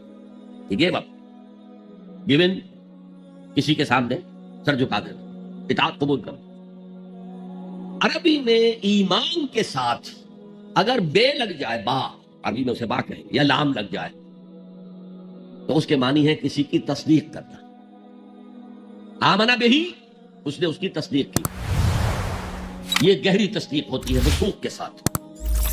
آمنا لہو، اس کی تصدیق کی، لیکن یہ سرسری تصدیق ہوتی ہے، لام کے ساتھ سرسری، اور بے کے ساتھ بڑے گہرے یقین اور وثوق کے ساتھ تصدیق کرتا. اب دیکھیے امن سے کیا تعلق رہا. کسی شخص نے آ کر کوئی خبر دی، آپ نے مان لی تو امن ہے، آپ نے کہا جھوٹ بول رہا، شروع ہو گیا کانفلکٹ. آپ نے اس کی بات مان لی، کوئی جھگڑا نہیں. کسی نے آ کر کوئی دعویٰ کیا، میں نے یہ کیا ہے، جھوٹ بولتے ہو، کچھ نہیں کیا تم نے، خام خواہ. لیکن اگر مان لے کہ ہاں تمہارا دعویٰ ٹھیک ہے، ہم قبول کرتے ہیں، امن ہے، امن دے دیا آپ نے اس کو. یہ تو لغوی بحث ہو گئی.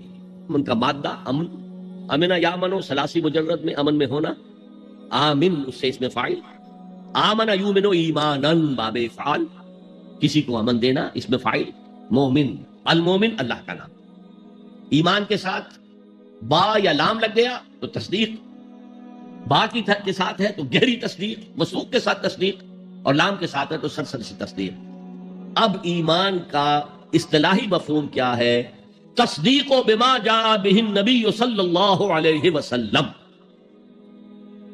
ایمان کا تعلق رسول کے دعوے سے ہے، نبوت کے دعوے سے ہے، اس کی تصدیق کر دینا ایمان ہے، اور جو کچھ وہ بتا رہا ہے اس کو ماننا ایمان ہے۔ تصدیق بما جاء بہ النبی صلی اللہ علیہ وسلم، یہ تصدیق ہے۔ جو خبریں بھی وہ دے رہے ہیں صحیح ہے، وہ عالم آخرہ کی خبریں دے رہے ہیں، وہ عالم برزخ کی خبریں دے رہے ہیں، وہ اور خبریں دے رہے ہیں، آئندہ کی پیشین گوئیاں کر رہے ہیں، آئندہ کے حالات کی، سب کی تصدیق۔ ویسے تو یہ کہ یہ تصدیق حضور بما جاء، جو بھی لائے حضور، لیکن حضور لائے ہیں عمل بھی اور فکر و نظر کا سامان بھی، وہ فلسفیانہ سوالوں کا جواب بھی، میٹا فزکس بھی لے کر آئے۔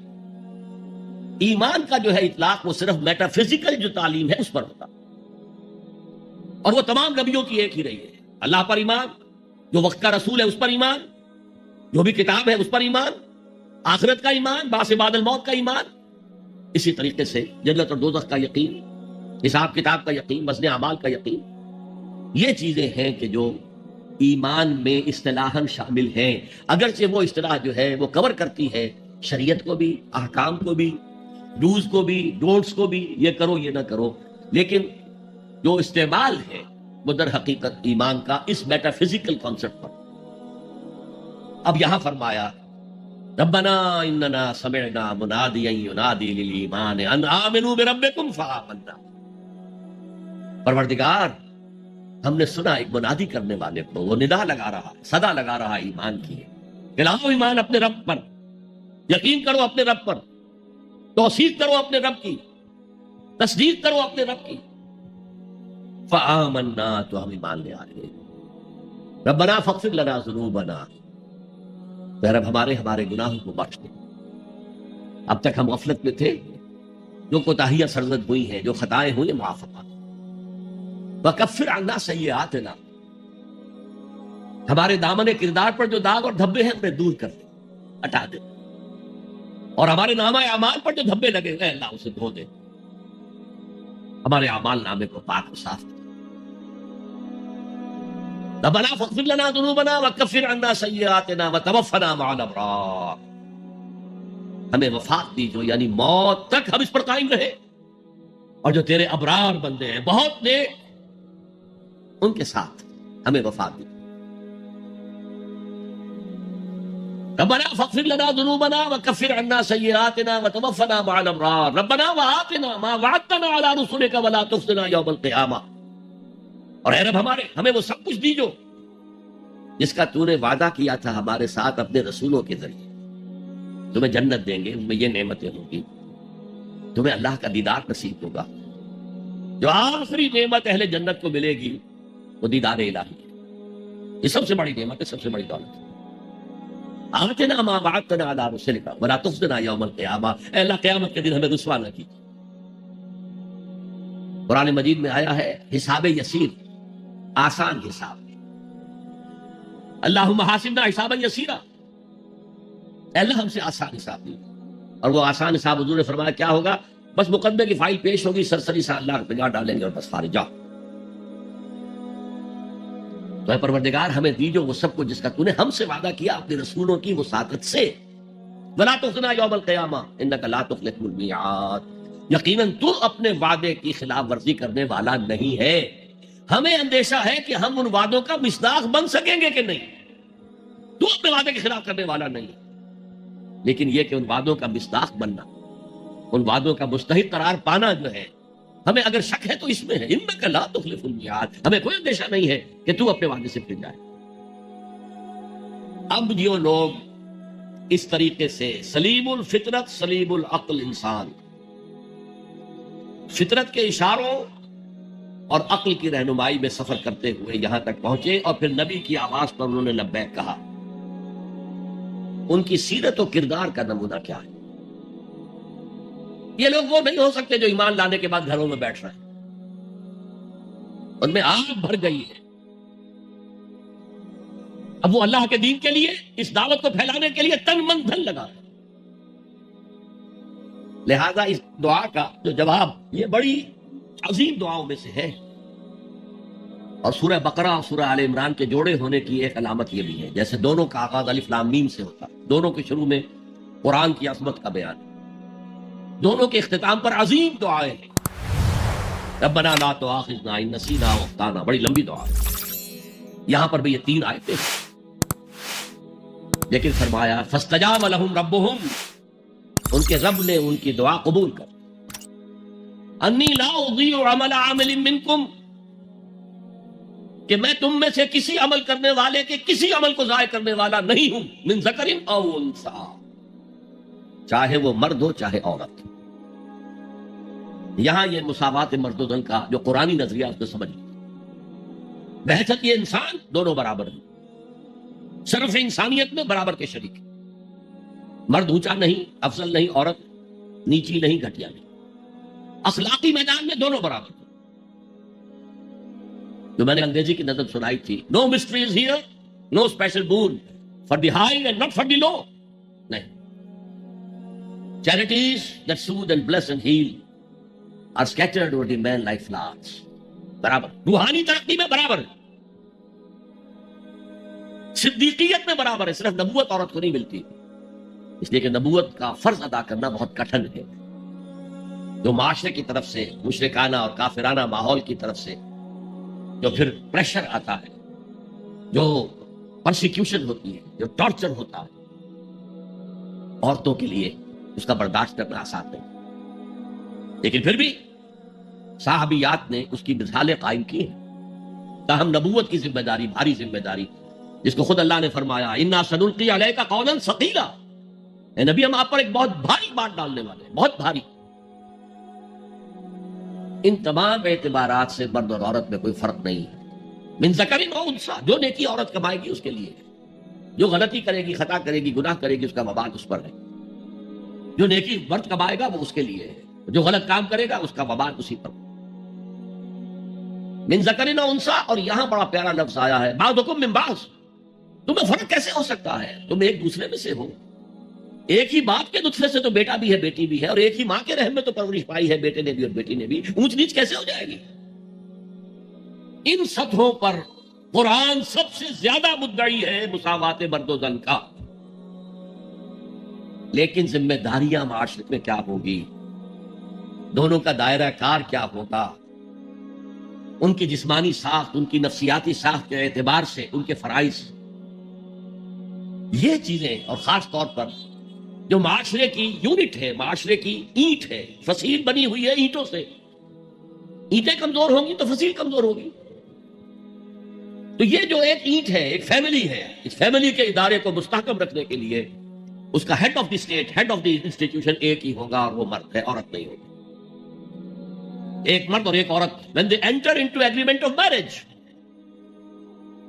یہاں پر عورت کا کام ہوگا شوہر کی تابع داری کرنا.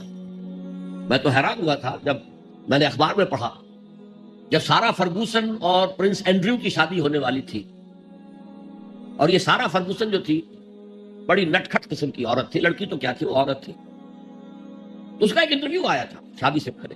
I am not going to say, I am not that timid type of woman. I am not going to say I will obey him. اس سے معلوم ہوا کہ عیسائیوں کی شادی میں وہاں تو معاملہ پردے کا نہیں ہے، لڑکا لڑکی دونوں سامنے کھڑے، پادری کے سامنے ایجاب و قبول دونوں کا اعلان ہو رہا ہے، اور وہاں کہنا پڑتا ہے اسے I will obey him، میں اس کی اطاعت کروں. قرآن بھی کہتا ہے الرجال قوامون علی النساء، مرد حاکم ہیں عورتوں پر. فالصالحات قانتات، نیک عورتیں وہ ہیں جو اطاعت کرتے ہیں. بہرحال یہ بعضکم من بعض سے میں نے آپ کے سامنے رکھا کہ کوئی اونچ نیچ بنیادی نہیں ہے، وہ انتظامی اونچ نیچ ہے. تمام انسان برابر ہے، لیکن دفتر میں ایک آفیسر ہے، ایک چپڑاسی ہے. As human beings they are equal, as citizens of state they are equal. ایک ہی ووٹ افسر کا بھی ہے، ایک ہی ووٹ چپڑاسی کا بھی ہے. لیکن وہاں دفتر میں افسر افسر ہے، چپڑاسی چپڑاسی ہے. اچھا، اب آ رہا ہے وہ نقشہ ایک کردار کا. جو صدیقین کی صفت کے لوگ ہوتے ہیں، جو اس طرح والہانہ لبیک کہتے ہیں نبیوں کی دعوت پر، ان کا کردار کیا ہوتا ہے؟ فالذین ہاجروا واخرجوا من دیارہم وَأُوذُوا فِي سَبِيلِي وَقَاتَلُوا وَقُتِلُوا لَأُكَفِّرَنَّ عَنْهُمْ سَيِّئَاتِهِمْ وَلَأُدْخِلَنَّهُمْ جَنَّاتٍ تَجْرِي مِنْ تَحْتِهَا الْأَنْهَارُ ثَوَابًا مِنْ عِنْدِ اللَّهِ وَاللَّهُ عِنْدَهُ حُسْنُ الثَّوَابِ۔ تو میں تو کسی بھی عمل کرنے والے کے کسی چھوٹے سے چھوٹے عمل کو بھی ضائع کرنے والا نہیں۔ یہ تو ہم سورہ لقمان کے رکوع میں پڑھ چکے۔ کجا وہ لوگ جنہوں نے ہجرت کی اللہ کی راہ میں گھر بار چھوڑ کر اور اہل و عیال کو چھوڑ کر، مکے کے بھیڑیوں کے رحم و کرم پر چھوڑ کر اللہ کی راہ میں ہجرت، الذین ہاجروا واخرجوا من دیارہم، یہ زبردستی نکال باہر کیے گئے اپنے گھروں سے، وَأُوذُوا فِی سَبِیلِی، جنہیں ایذائیں پہنچائی گئی ہیں میرے راستے میں، جو بیتی تھی بلال ابن رباح پر، جو بیتی تھی خباب بن الارت پر، جو بیتی تھی حضرت یاسر پر، حضرت سمیہ پر، الذین ہاجروا واخرجوا من دیارہم وَأُوذُوا فِی سَبِیلِی وَقَاتَلُوا، پھر انہوں نے قتال کیا میری راہ میں، وَقُتِلُوا، اور قتل بھی ہوئے جانے بھی دی، لَأُكَفِّرَنَّ عَنْهُمْ سَيِّئَاتِهِمْ، نہ لازماً، یہ نون مشدد فعل مضارع کے آخر میں، لَأَفْعَلَنَّ اور شروع میں لام زبر کے ساتھ، میں یہ ضرور کروں گا، لَأَقْتُلَنَّ جو کہا تھا لَأَقْتُلَنَّكَ، یہ قابیل نے حابیل سے کہا میں تجھے لازماً قتل کر دوں گا، تو یہ انتہائی تاکید، لَأُكَفِّرَنَّ عَنْهُمْ سَيِّئَاتِهِمْ، میں لازماً ان سے ان کی برائیوں کو دور کر دوں گا، اور دونوں معنی ہوں گے، اگر ان کے کردار پر پچھلی زندگی کی وجہ سے کوئی داغ دھبے ہیں، کوئی عادتیں بری ہیں، میں صاف کر دوں، دھو کے ان کا دامن کردار سفید کر دوں،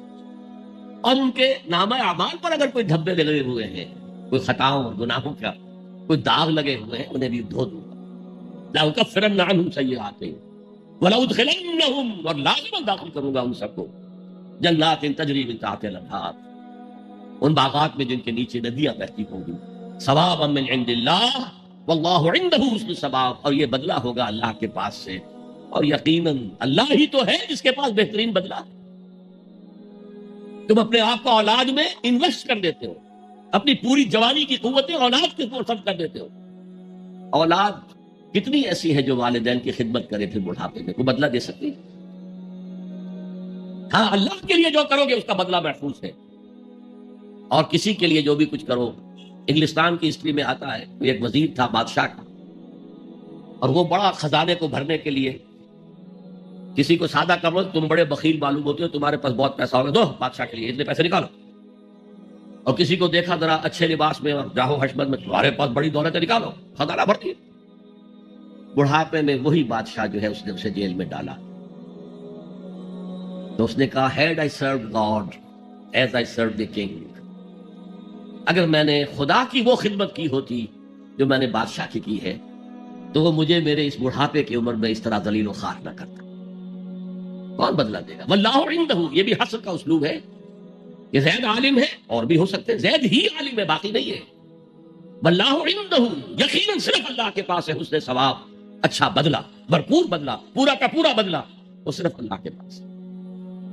تو یہ ہے ایمان کا تعلق عقل اور فطرت کے ساتھ، اور پھر جو اس قسم کے لوگ ہوتے، یہ سب لوگوں کا معاملہ نہیں ہے، یہ سابقون الاولون کا معاملہ، یہ صدیقین کا معاملہ ہے۔ باقی جو ان کی پیروی کرتے ہیں، ان کو دیکھ کر ان میں تو ہمت اتنی ہوتی ہے، ہر کے بعد آباد، اب جو ہو جائے، میں کشتی دریا میں ڈال چکا، لیکن اب یہ چلے گی، تیرے گی تو ہم تیریں گے، ڈوبے گی تو ڈوبیں گے، یہ کردار۔ کچھ لوگ ہوتے ہیں جن میں اتنی ہمت نہیں ہوتی، وہ پہلے دیکھ لیتے ہیں کچھ لوگ چل رہے ہیں آگے، والذین تبعوہم بإحسان، جو ان کی پیروی کرتے ہیں، ان کے پیچھے آتے ہیں، لیکن آتے ہیں حسن نیت کے ساتھ، ان کے اندر کوئی فریب کا ارادہ نہیں ہوتا۔ تو یہ جو صدیقین ہیں، ان کی سیرت و کردار کا یہ نقشہ، فالذین ہاجروا واخرجوا من دیارہم واوذوا فی سبیلی وقاتلوا وقتلوا لأکفرن عنہم سیئاتہم ولأدخلنہم جنات تجری من تحتہا الانہار ثوابا من عند اللہ واللہ عندہ حسن الثواب۔ تھوڑا سا اشارہ ادھر بھی کر دوں، ان تمام کاموں میں عورتیں مردوں کے ساتھ شریک رہی۔ ہجرت حضرت عثمان نے کی تو ساتھ آپ کی اہلیہ حضرت رقیہ، حضور کی نور چشم، وہ بھی ساتھ تھی۔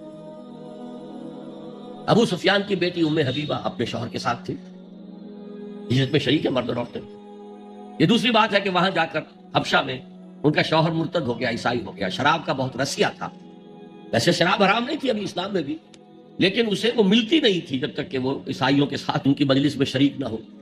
یہی وجہ ہے کہ پھر ام حبیبہ کو پیغام حضور نے مدینے سے بھجوایا ہے اور نکاح ہوا ہے ان ایبسینشیا. نجاشی نے خطبہ نکاح بھی پڑھا ہے اور مہر بھی حضور کی طرف سے ادا کیا. شریک تھی عورتیں مرد. پہلا قتل جو ہوا ہے وہ دو میاں بیوی کا. حضرت یاسر رضی اللہ تعالی عنہ، حضرت سمیہ رضی اللہ تعالی عنہ شریک ہے. جہاد میں جہاد کی ذمہ داری جیسے نبوت کی ذمہ داری عورتوں پر نہیں رکھی گئی، اسی طرح قتال کی بھی ذمہ داری تو عورت پر نہیں رکھی گئی، لیکن عورتوں نے حصہ لیا ہے. ایک تو انڈائریکٹ حصہ، حضرت خنسا نے 7 بیٹے اللہ کی راہ میں شہید کرائے. اس کا کریڈٹ حضرت خنسا کو جائے گا کہ نہیں رضی اللہ تعالی. تو یہ بھی ایک شانہ بشانہ چلنے کا معاملہ ہے، دنیاوی معاملات نہیں، دین کے معاملے میں. لیکن شریعت کے ستر اور حجاب کے احکام کو ملحوظ رکھتے ہوئے عورتیں بھی دین کا کام کریں اور مرد بھی دین کا کام کریں. اقول قولی ھذا واستغفر اللہ لی ولکم ولسائر المسلمین والمسلمات. جزاک اللہ ڈاکٹر اسرار احمد صاحب. سامعین کرام، اب میں سوال و جواب کے سیشن میں سب سے پہلے اس بہن کے سوال کو آپ کے سامنے رکھ رہا ہوں جس نے ابھی حال ہی میں اسلام قبول کیا ہے. اس خاتون کا نام ہدا ہے. وہ سوال کر رہی ہیں کہ از اے ریورٹ اور convert to Islam is responsible for her parents if they don't bring iman or they don't accept iman on giving them invitation to Islam. What should he or she do then? As I already said during my discourse, you have to serve them, you have to support them, even if they don't accept iman. They are your parents, and you are indebted to them. Anishkur li wa liwalidayk. وَإِن جَاهَدَاكَ عَلَىٰ أَن تُشْرِكَ بِي مَا لَيْسَ لَكَ بِهِ عِلْمٌ فَلَا تُطِعْهُمَا وَصَاحِبْهُمَا فِي الدُّنْيَا مَعْرُوفًا. It has been discussed in detail. ایک ہمارے ہندو بھائی ہیں ہریش پانڈے، وہ کہتے ہیں as per the human nature we love pets, that is animals, especially dogs. I want to know what Islam says about keeping them and their trading. My Muslim friend says they key not keep or trade in dogs. Actually, the details of Islamic law, I am not an expert in that field. We can keep dogs, but they should remain outside the living quarter. They shouldn't enter your living portion of the house. As watch, they can be watching your house during the night, etc., etc. And then آپ شکار کرنا چاہتے ہیں، آپ کتے رکھ سکتے ہیں، قرآن مجید میں ذکر ہے شکاری کتوں. اور جہاں تک ٹریڈنگ کا معاملہ ہے، as far as trading is concerned, I'm not sure. So I plead ignorance about that. ایک سوال ہے کہ کرسچن کا عقیدہ ہے کہ حضرت عیسیٰ اللہ کے بیٹے ہیں، تو پھر ان کے عقیدے کے مطابق وہ کون سی شخصیت ہے جو باپ ہے؟ نعوذ باللہ یہ بات قل اللہ احد کی نفی کرتی ہے. یقیناً یہ بہت بڑا شرک ہے اللہ کے لیے کسی کو بیٹا یا بیٹی ماننا. مشرکین عرب جو ہیں وہ فرشتوں کو خدا کی بیٹیاں مانتے تھے اور انہی کے ناموں رکھ کر انہوں نے اپنی مورتیاں بنائی تھیں. لات، عزا، منات، یہ سب مؤنث نام ہیں، خدا کی بیٹیاں. اور یہ معاملہ کرسچینٹی کے اندر اپنی انتہا کو پہنچا ہے. وہ کہتے ہیں صلبی بیٹا ہے اللہ کا. نعوذ باللہ من ذالک، نعوذ باللہ من ذالک، نعوذ باللہ من ذالک. میں نے اس کی نفی کی تھی کہ شرک بالذات جو بدترین شرک ہے، شرک فی الذات، اس کی یہ بدترین صورتیں ہیں اور یہ ناقابل معافی. باقی حضرت عیسیٰ کا کوئی باپ نہیں تھا، بن باپ کے پیدا ہوئے. ورجن میری ہم تسلیم کرتے ہیں، جیسے کہ عیسائیوں کا عقیدہ ہے کہ وہ بن باپ کے پیدا ہوئے، ہم بھی مانتے ہیں. جیسے ان کا عقیدہ ہے کہ وہ زندہ آسمان پر اٹھائے گئے، ہم بھی مانتے ہیں. فرق کیا ہے؟ وہ سمجھتے ہیں کہ وہ سولی چڑھے، وہاں مرے، پھر دوبارہ زندہ ہوئے، پھر اٹھائے گئے. ہم کہتے ہیں نہیں، وہ سولی چڑھے ہی نہیں. وما قتلوہ وما صلبوہ ولکن شبہ لہم. ایک مشابہت پیدا کر دی گئی تھی ان کے لیے، ایک اور شخص کی شکل بنا دی گئی تھی حضرت عیسیٰ کی سی، اور وہ سولی چڑھا ہے. اور یہ انجیل برنباس جو ہے، جو ویسے عیسائی اسے کینونیکل تسلیم نہیں کرتے، مستند نہیں مانتے، اپوکریفل کہلاتے ہیں۔ انجیلیں اور ہیں، ان میں سے ایک ایونجیلیم برناباس کی انجیل ہے، اس میں یہ بات واضح کی گئی کہ حضرت عیسیٰ کے حواریوں میں سے جس نے غداری کی تھی اور مخبری کر کے پکڑوانے کی کوشش کی تھی، اس کی شکل بدل دی گئی تھی اور وہ سولی چڑھا ہے۔ باقی سیکنڈ کمنگ آف جیسس عیسائی بھی مانتے ہیں، ہم بھی مانتے ہیں۔ تو اس اعتبار سے حضرت مسیح کی شخصیت کے بارے میں ان کے میریکلز ہم بھی مانتے ہیں، قرآن بھی تسلیم کرتا ہے، ہمارا ان کا بہت قرب ہے۔ لیکن خدا کا بیٹا ماننا یہ بدترین شرک ہے، اور سولی پر چڑھ جانا ان کا، یہ ہم کسی صورت تسلیم نہیں کر سکتے۔ اللہ کا کوئی رسول کبھی قتل نہیں کیا جا سکا، اور نہ اس کا امکان ہی نہیں تھا، نبی قتل کیے گئے، رسول نہیں۔ اب وہ سوال پیدا ہو جائے گا نبی اور رسول میں فرق کیا ہے، لیکن وہ اس وقت میں اس سے بحث نہیں کروں گا۔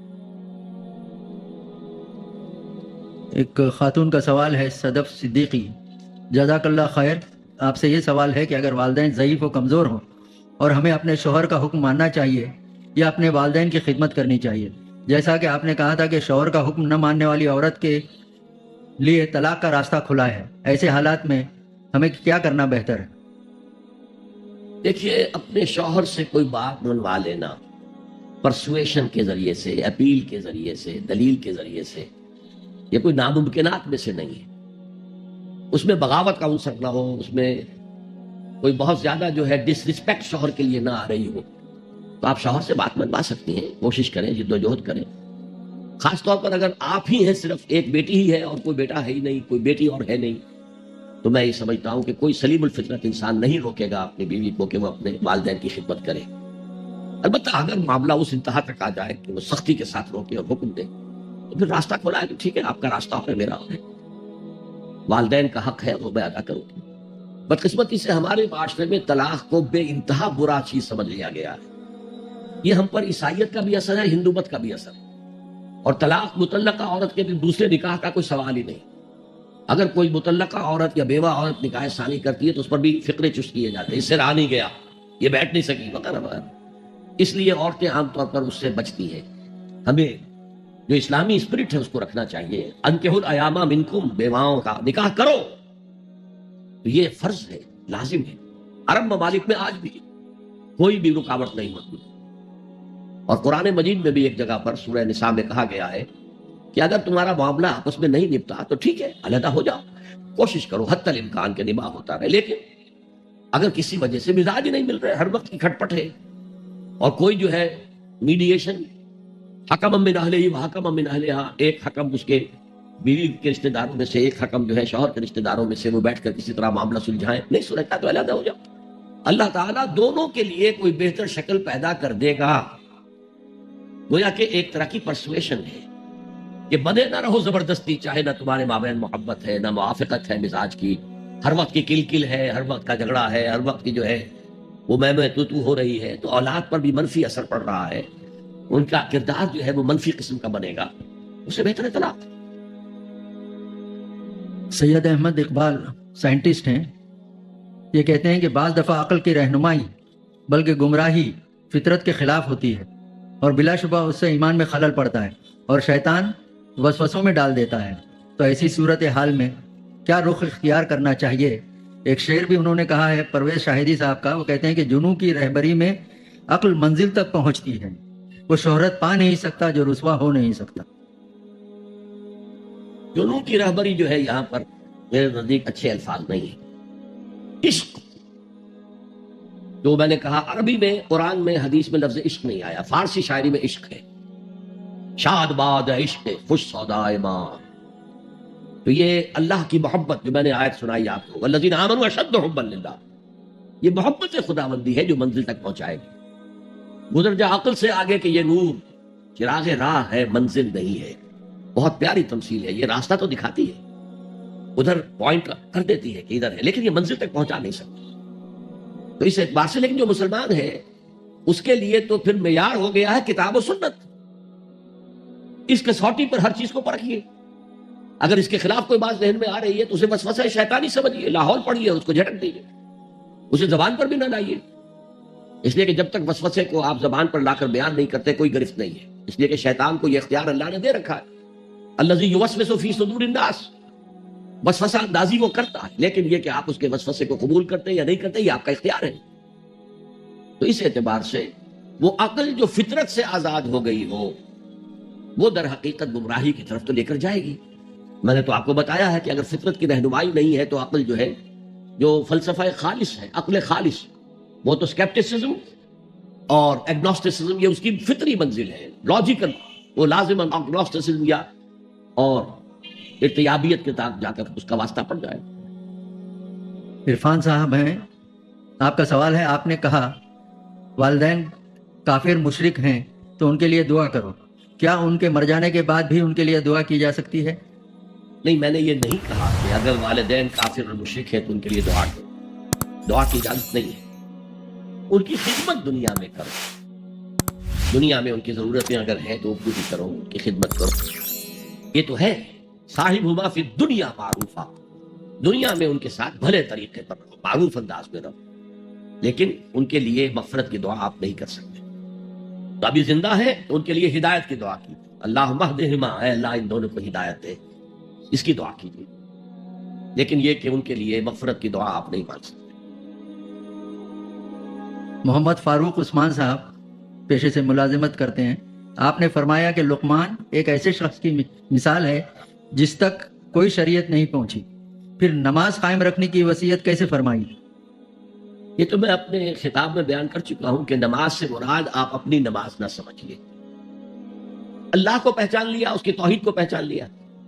اب اللہ کو ایک دفعہ پہچان لینا، مان لینا کافی نہیں ہے، اس کے ساتھ ایک مسلسل ذہنی اور قلبی تعلق قائم رکھنا ضروری ہے، جس کو ہم ذکر کہتے ہیں. اس ذکر کی کوئی شکل نماز، جیسے کہ یہودیوں میں نماز کی کوئی اور شکل تھی، شریعتوں کے اندر بھی نماز کی مختلف شکلیں نہیں ہیں. انہوں نے کوئی اور نماز جو بھی اپنے طور پر اختیار کی ہوگی اللہ سے مکالمے کے لیے، مخاطبے کے لیے اور دعا کے لیے. اس لیے کہ آپ دیکھتے ہیں کہ نماز جو ہے اس کا سب سے بڑا حصہ جو سورہ فاتحہ وہ دعائی تو ہے. پہلے اللہ کی حمد و ثنا ہے، اور حضور نے فرمایا ہے جب اللہ سے دعا کرو تو پہلے اس کی حمد و ثنا کرو، پھر مجھ پر درود بھیجو، پھر جو گزارش ہے وہ پیش کرو. تو اس اعتبار سے کوئی نظام ان کا ہوگا وہ اپنا تجویز کرتا ہو کہ لا لگانے کے لیے کس طریقے سے اس نماز کو قائم رکھا جائے. باقی میں نے تو سارے دلائل دے دیے آپ کے سامنے. اگر وہ کسی نبی کے پیرو ہوتے تو نبی کی سنت کو پکڑنے کی بھی تو وہ وصیت کرتے، کسی کتاب کو مضبوطی سے تھامنے کی بھی وصیت تو کرتے. باقی اس پورے رکوع میں ایسی کوئی شے نہیں ہے کہ جو نبوت کے ذریعے سے ہی معلوم ہو سکتی ہے، عقلی کے ذریعے نہیں. صرف یہ کہ جزا و سزا ہوگا، اعمال ضائع نہیں ہوں گے. کیا ہوگا جنت میں، کیا ہوگا دوزخ میں، کیا ہوگا حشر کے دن کیا ہوگا، یہ تو حضور نے بتایا تو ہمیں معلوم ہے نا. تو یہ ذہن میں رکھیں. عبد الرحمن قاضی صاحب ہیں، وہ پوچھ رہے ہیں کہ سگی ماں کا حق تو سمجھ میں آتا ہے، مگر سوتیلی ماں کا کیا حق ہے ہم پر؟ برائے کرم قرآن کی روشنی میں سمجھائیں. سوتیلی ماں بھی ماں کے حق میں ہے. یہ ضرور ہے کہ فرق تو رہے گا فطری طور پر، لیکن ماں ہے وہ، اور اس کے ساتھ بھی حسن سلوک ہونا چاہیے. کوئی اسٹوڈنٹ ہیں جنہوں نے اپنا نام نہیں بتایا، کہتے ہیں کہ زمین پر اکڑ کر چلنے سے کیا مراد ہے؟ دینوی اور دنیاوی مثال سے رہبری فرمائیں. اکڑ کا چلنا کون نہیں جانتا؟ گردن اٹھا کر، اس کے آپ سورہ بنی اسرائیل میں کہتے ہیں کتنی ہی گردن اٹھا لو تم اوپر، اور کتنا ہی اوپر ترنا چڑھا لو، ہمارے پہاڑوں کے برابر تو نہیں ہو سکتا. مختلف طریقوں سے ان کو اس پہ ناپسندیدگی کا اظہار کیا. تکبر جو ہے، ظاہر بات ہے اکڑ کر چلنے والا متکبر ہے. اور تکبر وہ شے ہے کہ فرمایا حضور نے صلی اللہ علیہ وسلم لن يدخل الجنة من كان في قلبه مثقال حبة من کبر. جنت میں وہ شخص داخل نہیں ہو سکے گا جس کے دل میں ایک دانے کے برابر بھی ہم وزن بھی کبر ہے. اللہ فرماتا ہے کبر و ردائی، یہ تو میری چادر ہے، یہ لباس مجھے راست آتا ہے، یہ جامع تکبر کا. اس لیے کہ اللہ کا نام ہے المتکبر، الملک القدوس السلام المومن المہیمن العزیز الجبار المتکبر. حالانکہ انسان کے لیے متکبر ہونا بہت بڑی برائی ہے، لیکن یہ جامع اللہ کو زیب دیتا ہے، انسان کو نہیں. تواضع ہونی چاہیے. جیسے شیخ سعدی کہتے ہیں کہ درخت پہ جب پھل آ جاتا ہے تو شاخیں جھک جاتی ہیں.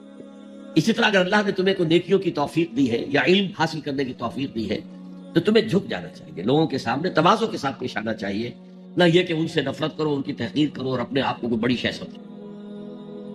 مشتاق احمد صاحب ملازمت پیشہ ہیں، آپ کا سوال ہے کہ شرک کو چھوڑ کر میری ذات سے دانستہ یا غیر دانستہ لغزشیں ہوتی رہتی ہیں جس کا براہ راست فوری اثر میری روزی روٹی پر ہوتا ہے.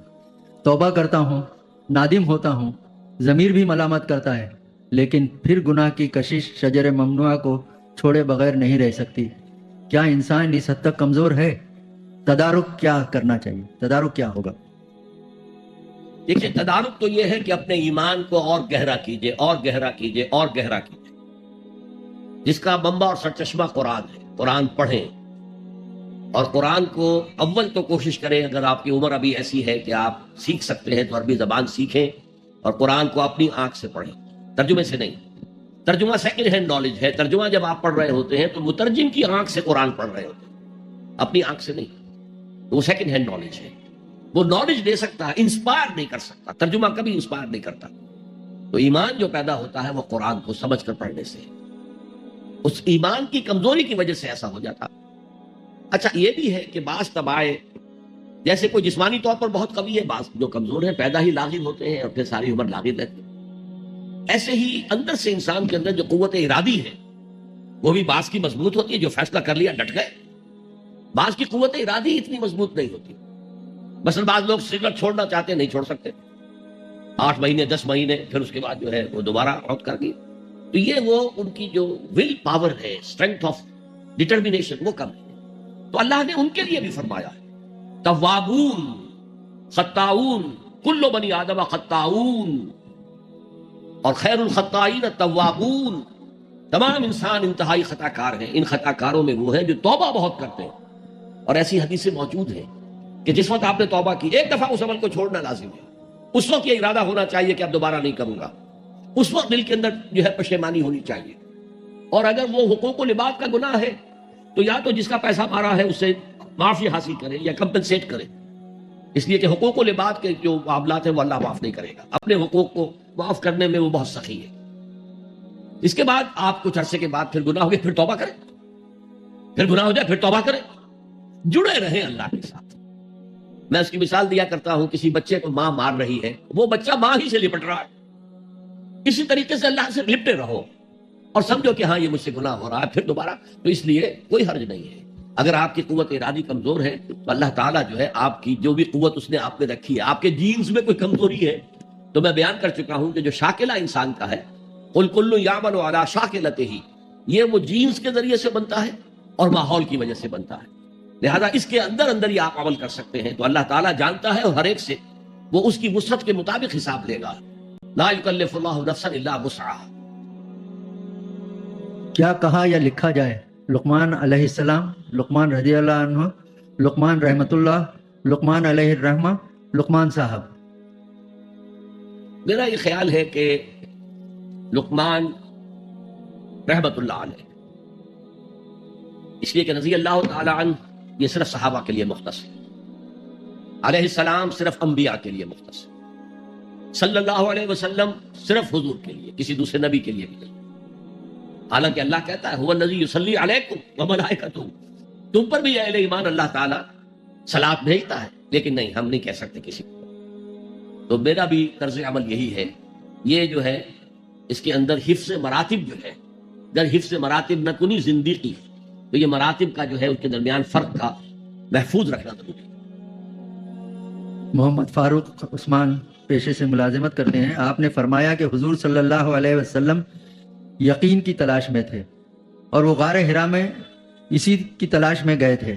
आपने ये भी फरमाया कि नबी पैदाइशी नबी होता है, तो क्या नबूवत बगैर यकीन के भी हो सकती है? नबी जो पैदाइशी नबी होता है वो पोटेंशियल ईमान है जो उसके अंदर उस वक्त है, और रूह नबी जो है वो तो उस वक्त भी नबूवत से मुत्तसिफ है। लेकिन उस ईमान का ज़हूर फिर होता है, तो हम कहते हैं कि वही का आगाज हुआ तो उस नबूवत का ज़हूर हो गया, उससे पहले वो नबूवत छुपी हुई थी। और ये कुरान मजीद में सूरह शूरा की लास्ट बट 1 आयत है, वकज़ालिका औहयना इलैका रूहम मिन अम्रिना मा कुन्ता तदरी मल किताब वलल ईमान वलाकिन जअलनाहु नूरन नहदी बिही मन नशाअ मिन इबादिना व इन्नका लतहदी इला सिरातिन मुस्तकीम। ए नबी, इसी तरह हमने आपकी तरफ अपने अम्र की एक रूह जो है वही की है, यानी कुरान। आलम अम्र की शय वही, आलम अम्र की शय है इंसानी अरवाह, आलम अम्र की शय है फरिश्ते। और जिगर मुरादाबादी का एक शेर जो है मुझे बहुत पसंद है, नगमा वही है नगमा कि जिसको रूह सुने और रूह सुनाए। روح محمدی نے یہ نغمہ وحی سنا ہے. سنانے والا کون ہے؟ الروح القدس، الروح الامین. نغمہ وہی ہے نغمہ کہ جس کو روح سنے اور روح سنائے. تو اس اعتبار سے قرآن میں کہا گیا کہ اس کے آنے سے پہلے آپ نہیں جانتے تھے کہ ایمان کیا ہے اور کتاب کیا ہے، بلکہ ہم نے اس کو نور بنا کر آپ پر نازل کیا ہے. قرآن کے نور سے پھر وہ ایمان اور کتاب شریعت کا علم آپ کو حاصل ہوا، اور اب آپ تمام دنیا کی ہدایت کا ذریعہ بن جائیں گے. تو یہ اس میں علماء کہتے ہیں کہ علم جو تھا وہاں پر وہ کلی جو ہے ایمان نہیں تھا، اصولی ایمان موجود تھا، تفصیلی ایمان موجود نہیں تھا. حضور کے میں اسے کہتا ہوں پوٹینشل ایمان تھا. اس پوٹینشل ایمان کو ایکچوئل ایمان جو ہے وہ قرآن نے آ کے بنا. منا سوریا وہ کہتے ہیں کہ کیا اسلام عورتوں کو مسجد میں جا کر نماز پڑھنے کی اجازت دیتا ہے؟ اجازت تو یقیناً کوئی شخص بھی منسوخ نہیں کر سکتا، وہ حضور کی طرف سے اجازت تھی. لیکن یہ ہے کہ یہ حدیثیں موجود ہیں کہ عورت کی نماز اپنے گھر میں افضل ہے مسجد کی نماز سے. عورت کی گھر میں نماز افضل ہے، گھر کے صحن سے بہتر ہے دالان میں، دالان سے بہتر ہے کمرے میں، کمرے سے بہتر ہے اس کی کوٹھڑی جو سائیڈ میں کوئی ہو. اس لیے کہ عورت اسلام کے نزدیک مستور ہے، مستورات ہم کہتے ہیں، چھپا کر رکھی جانے والی چیز ہے. تو یہ تعلیمات جو ہے، لیکن یہ کہ کوئی پابندی، کوئی اس کی حرمت جو ہے وہ میرے نزدیک ثابت نہیں ہے. ایک راجیش ہے السلام علیکم سامعین، ڈاکٹر اسرار احمد کے مزید بیانات سننے کے لیے ہمارے چینل کو سبسکرائب کریں تاکہ ہر نئی آنے والی ویڈیو آپ تک بآسانی پہنچ سکے.